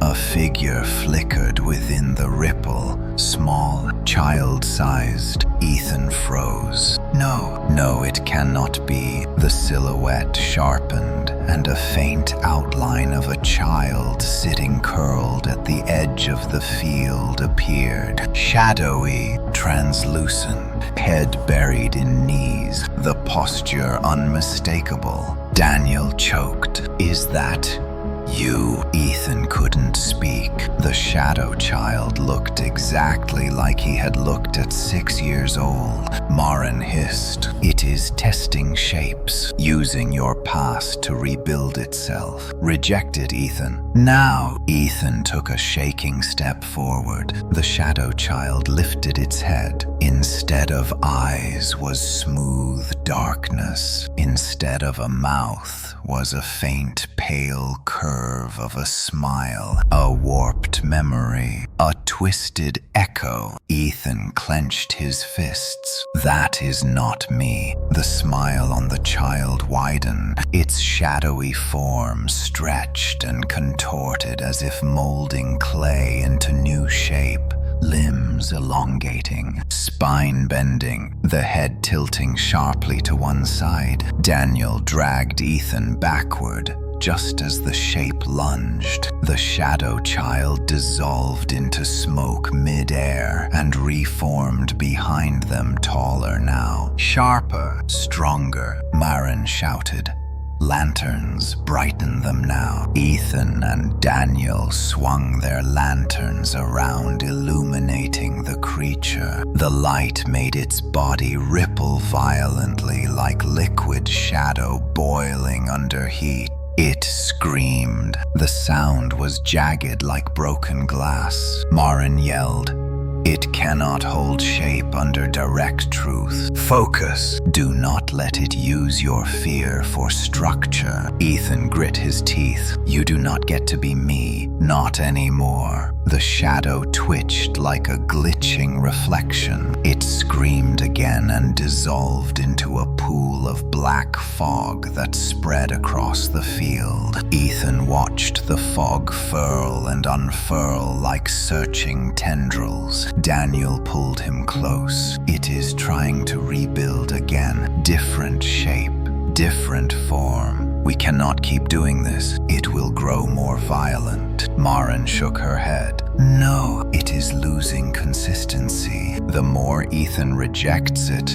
the more unstable it becomes." Ethan stared at the fog, at the trembling distortion trying to mold itself into something new. He felt anger behind his ribs, not fear. Anger. "You used me," he whispered. "You shaped yourself through me. You built your existence from my emotions. No more." The fog recoiled. The floodlights buzzed louder. The air shimmered as shadow lifted and formed a towering figure composed of dozens of faces, all blank, all stretched, all whispering. Ethan felt a jolt of terror. Daniel grabbed his hand. Hey, Ethan, look at me." "Do not look at it, not its face. Look at me." Ethan locked eyes with Daniel. His breath steadied. Maren lifted her lantern high. "Ethan, speak truth. Destroy its ability to define itself." Ethan shouted into the darkness, "I am not your shape. I am not your voice. I am not your doorway." The faces screamed and melted. Ethan kept going, voice rising like a breaking wave. "You are nothing without me. You are a hole in the world. You are empty, and you cannot shape yourself from emptiness." The shadow collapsed inward violently like a star imploding. The field shook. Maren shielded her eyes. "It is breaking, Ethan. It is fracturing down to hunger only." The shadow vortex shrank into a single trembling sphere of darkness, hovering inches above the ground. A last desperate whisper escaped. "Ethan," he whispered back, "you do not get my fear anymore." The sphere shattered. A spray of black dust dispersed into the air like ash burning away an invisible flame. Silence returned to the field. Daniel collapsed to the ground, breathing hard. Maren fell to her knees. Ethan stood perfectly still. Inside him, no whisper, no pull, no cold, just silence, real silence. But behind that silence came a sudden realization that made Ethan's stomach twist. That was not its final form. It had shattered. But hunger does not disappear. Hunger finds new places to hide. He turned to Maren and Daniel slowly. "It is not over. Not yet." For a long moment, the world held still. Ethan Walker stood beneath the towering floodlights, breath shuddering in and out, the taste of fear still metallic on his tongue. Daniel remained beside him, hands on his knees, freeze as he fought to catch his breath. Maren knelt in the grass, lantern gripped tight, eyes fixed on the drifting black dust slowly dissolving into the night air. It was gone, but not finished. Ethan felt it first, a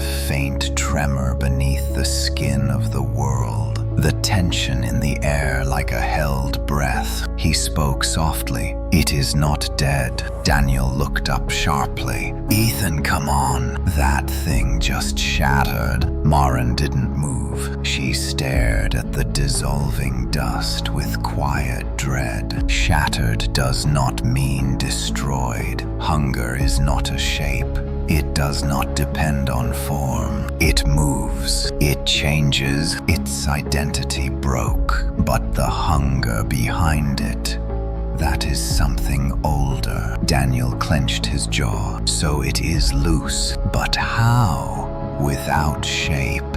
How does it do anything at all? Maren answered softly. It finds cracks, weaknesses, emotions, anything it can cling to, anything that resembles what first fed it. Ethan's heart sank. Loneliness. Maren nodded. Fear, isolation, guilt. Ethan swallowed hard. Then it is not just after me anymore. Daniel stood up straighter, tension sharpening his voice. No, absolutely not. There is no way this thing is going after other people. Maren finally rose to her feet. Shadows stretched slightly around her boots, too slightly, too subtly, like the field itself exhaled. Ethan looked around. The night was silent, but something felt wrong. A wrongness that was searching, reaching. Daniel walked up to Ethan. "Hey, listen, you weakened it. You stripped its identity. Now it is just what fog. Nothing fog can do without a mind to shape it right." Ethan shook his head slowly. "Not a mind, a host." Daniel froze. Maren inhaled sharply. "We need to move. If the hunger is unbound, it can flow anywhere. Emotion is strong enough. Anywhere grief echoes. Anywhere.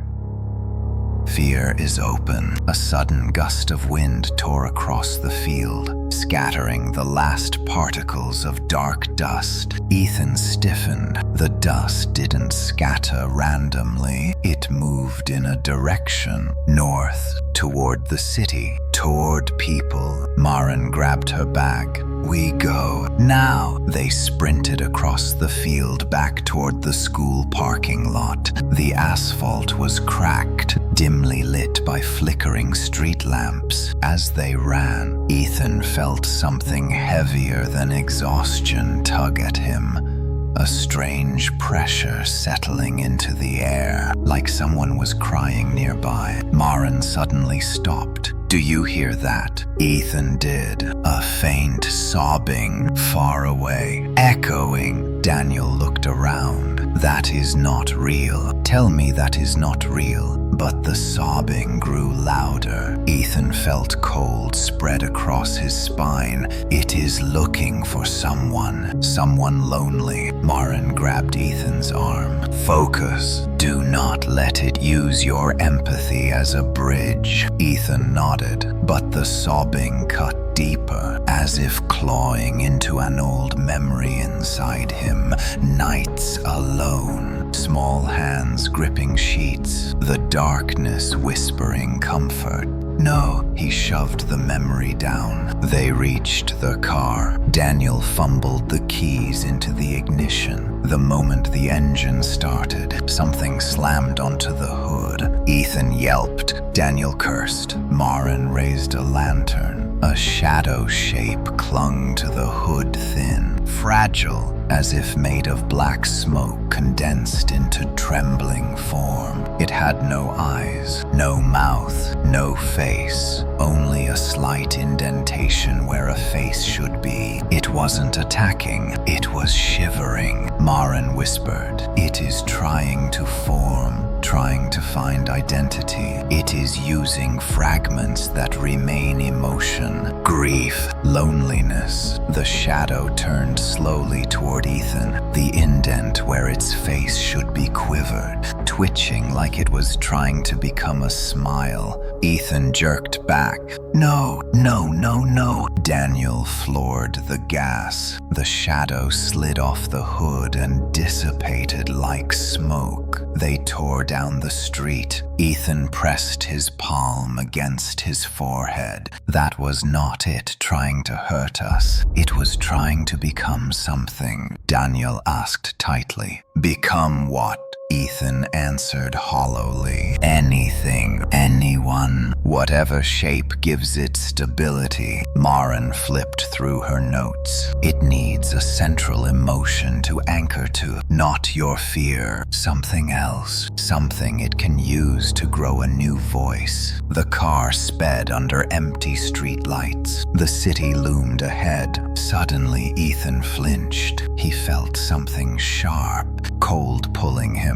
Daniel noticed instantly. Ethan, hey, what is happening? Ethan gripped the seat. Someone is hurting. Someone is alone. It is pulling toward them. Maren's eyes widened. An active emotional wound. It found one. Daniel swore. How do we stop it? Maren pointed ahead. Follow Ethan. He can feel where it is going. Ethan, eyes unfocused as he felt the pull intensify. The world blurred into streaks of light and color. The entity wasn't whispering to him anymore. It was whispering through someone else. A voice rose faint and trembling. I do not want to be alone. Ethan's chest tightened painfully. A child, not him, someone else. He gasped. Turn left. Daniel swerved hard.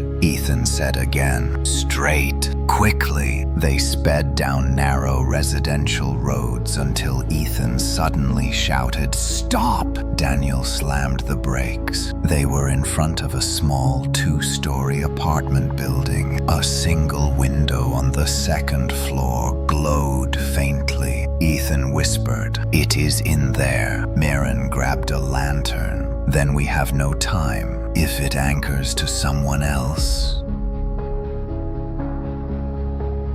it will rebuild stronger than before. Daniel stepped out of the car, fists clenched. Then let's get that kid out before it gets its claws in. Ethan stepped out too, but his legs shook. The air around the building felt wrong, thick, heavy, bending inward, like the space around it had begun to fold. Daniel pointed at the stairs. Move. They ran up the steps. Ethan felt every heartbeat like a hammer in his skull. The door to the apartment was cracked open. Inside, the lights flickered. A quiet child sobbing leaked through the crack.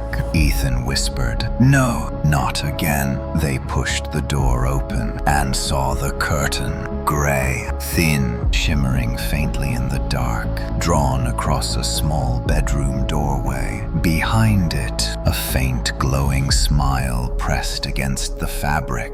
Daniel whispered, like it was with you. Maren grabbed Ethan's wrist. Ethan, you must not confront it the same way. It wants to rebuild through your fear again. Ethan stepped forward anyway. He knew this scene. He had lived it, but there was a difference now. He was not 6. He was not alone. He approached the curtain slowly. The glowing smile flexed and curled deeper into the fabric. The child's voice whimpered behind it. Ethan whispered softly, not this time. The curtain did not move. It only breathed, slow, rhythmic, as if something behind it had lungs that expanded and contracted in time with the fear pulsing inside the room. Ethan Walker stepped forward, the wooden floor beneath him groaning softly, each step echoing memories he had buried for years. Daniel stood just behind him, fists clenched, eyes never leaving the faint glowing smile pressing outward from the thin gray fabric.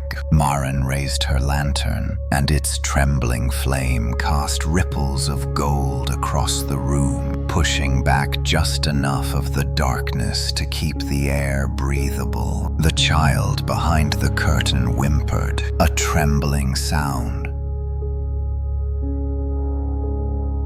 Soft and desperate, Ethan's heart twisted. He saw himself in that cry. He saw every lonely night from his past, every unanswered whisper, every moment of small, fragile fear. Maren placed a hand gently on his shoulder. Ethan, remember what we learned. It feeds on loneliness, on fear, on the need to be heard. Do not give it your emotion. Give it your truth. Daniel added quietly, we have your back. You are not that child anymore. Ethan nodded once, breathed deeply, and stepped until he stood inches from the curtain. The glowing smile curved wider in response, the fabric tightening as if a face pressed directly against it. The whisper rose. Ethan, a voice shaped from every dark corner of his memory, but it was thin now, trembling, incomplete, like a radio signal struggling to form a sentence. He clenched his fists. You do not get my fear anymore. The curtain shivered violently. The entity hissed. The child is alone. Ethan's jaw tightened. No, he is not. He reached toward the curtain not to touch it, but to place his hand beside it, a gesture of presence, of defiance. The glowing smile flickered. The whisper sharpened. You will always be alone. You always were. Ethan stepped back, and that is your lie. Something cracked behind the curtain. A sudden fracture, like dry wood splitting under pressure. Daniel whispered, it is destabilizing again. Maren held the lantern higher. Ethan, keep speaking. You are breaking its anchor. The entity snarled. I am hunger. I am the emptiness you created. Ethan felt heat rise in his chest. No, you are the emptiness I survived. The curtain convulsed violently, the smile stretching upward like a wounded creature twisting in pain. Ethan pointed toward the fabric. You are not the friend I needed. You are the shadow that pretended to care because I was too young to know the difference. The whisper fractured. Do not. Ethan's voice rose. You shaped yourself from what I lacked, but that child is not alone anymore. He looked back at Daniel and Maren, and I am not alone anymore. The glowing smile spasmed, flickering like an image glitching at the edge of reality. The room shook. Dust drifted from the ceiling. The child behind the curtain let out a frightened sob. Daniel stepped forward. We need to get the kid, but Maren grabbed his arm. Not yet. If we pull him while the entity is wrapped around him, it will anchor through him instead. Ethan felt the truth in her words. He turned back to the curtain. Let him go. The whisper broke into a jagged, distorted sound. He is mine. Ethan's voice hardened. No, he is me. He is the memory of what I was, and I am taking him back. A violent shudder ran through the curtain. The smile twisted into something chaotic, collapsing inward, reforming, breaking again. The entity was losing coherence, losing shape. Losing hunger's direction, Ethan reached toward the curtain again, not touching it, but close enough that his hand cast a shadow across its trembling surface. You built yourself from my darkness. Now you return to it. The whisper became frantic. Ethan, wait. Ethan closed his eyes. Goodbye. The lanterns flared. Light surged across the curtain like a wave of gold fire. The smile tore downward as the fabric writhed. A scream erupted, not a voice, not a creature's cry, but the sound of something vast collapsing inward, folding into itself like a star imploding. The curtain snapped inward. A blast of cold air ripped through the room. Then silence. Ethan stepped back as the curtain fell flat, no longer breathing. No glow, no smile. Nothing. Marin rushed forward and ripped the curtain aside. A small boy sat on the floor, arms wrapped around his knees, shaking violently, his face pale, his eyes wide,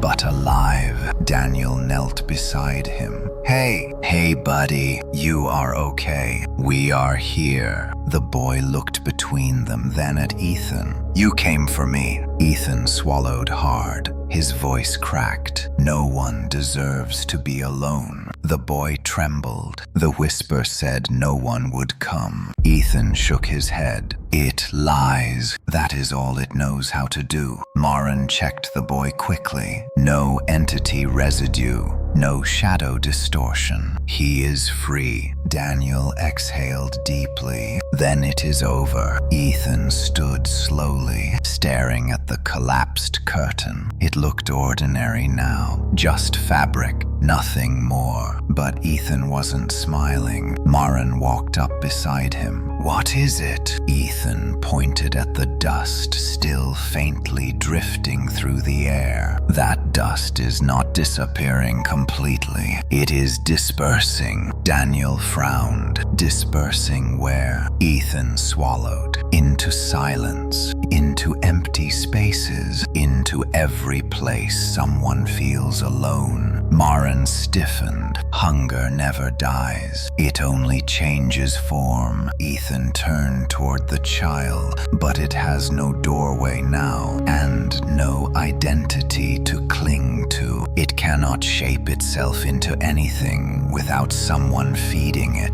Daniel nodded firmly. Then we help people so no one feeds it again. Ethan closed his eyes. The silence inside him was real, clean. The entity was gone from him, truly gone. But the world still held loneliness, still held cracks, still held shadows. And somewhere in that darkness, the dust drifted, waiting for a shape. Ethan whispered to himself, I will not let it find one. And for the first time since childhood, the darkness did not whisper back. The story ends here. Thank you for watching and listening to the whole story. Please subscribe to the channel and turn on the bell to listen to the next stories.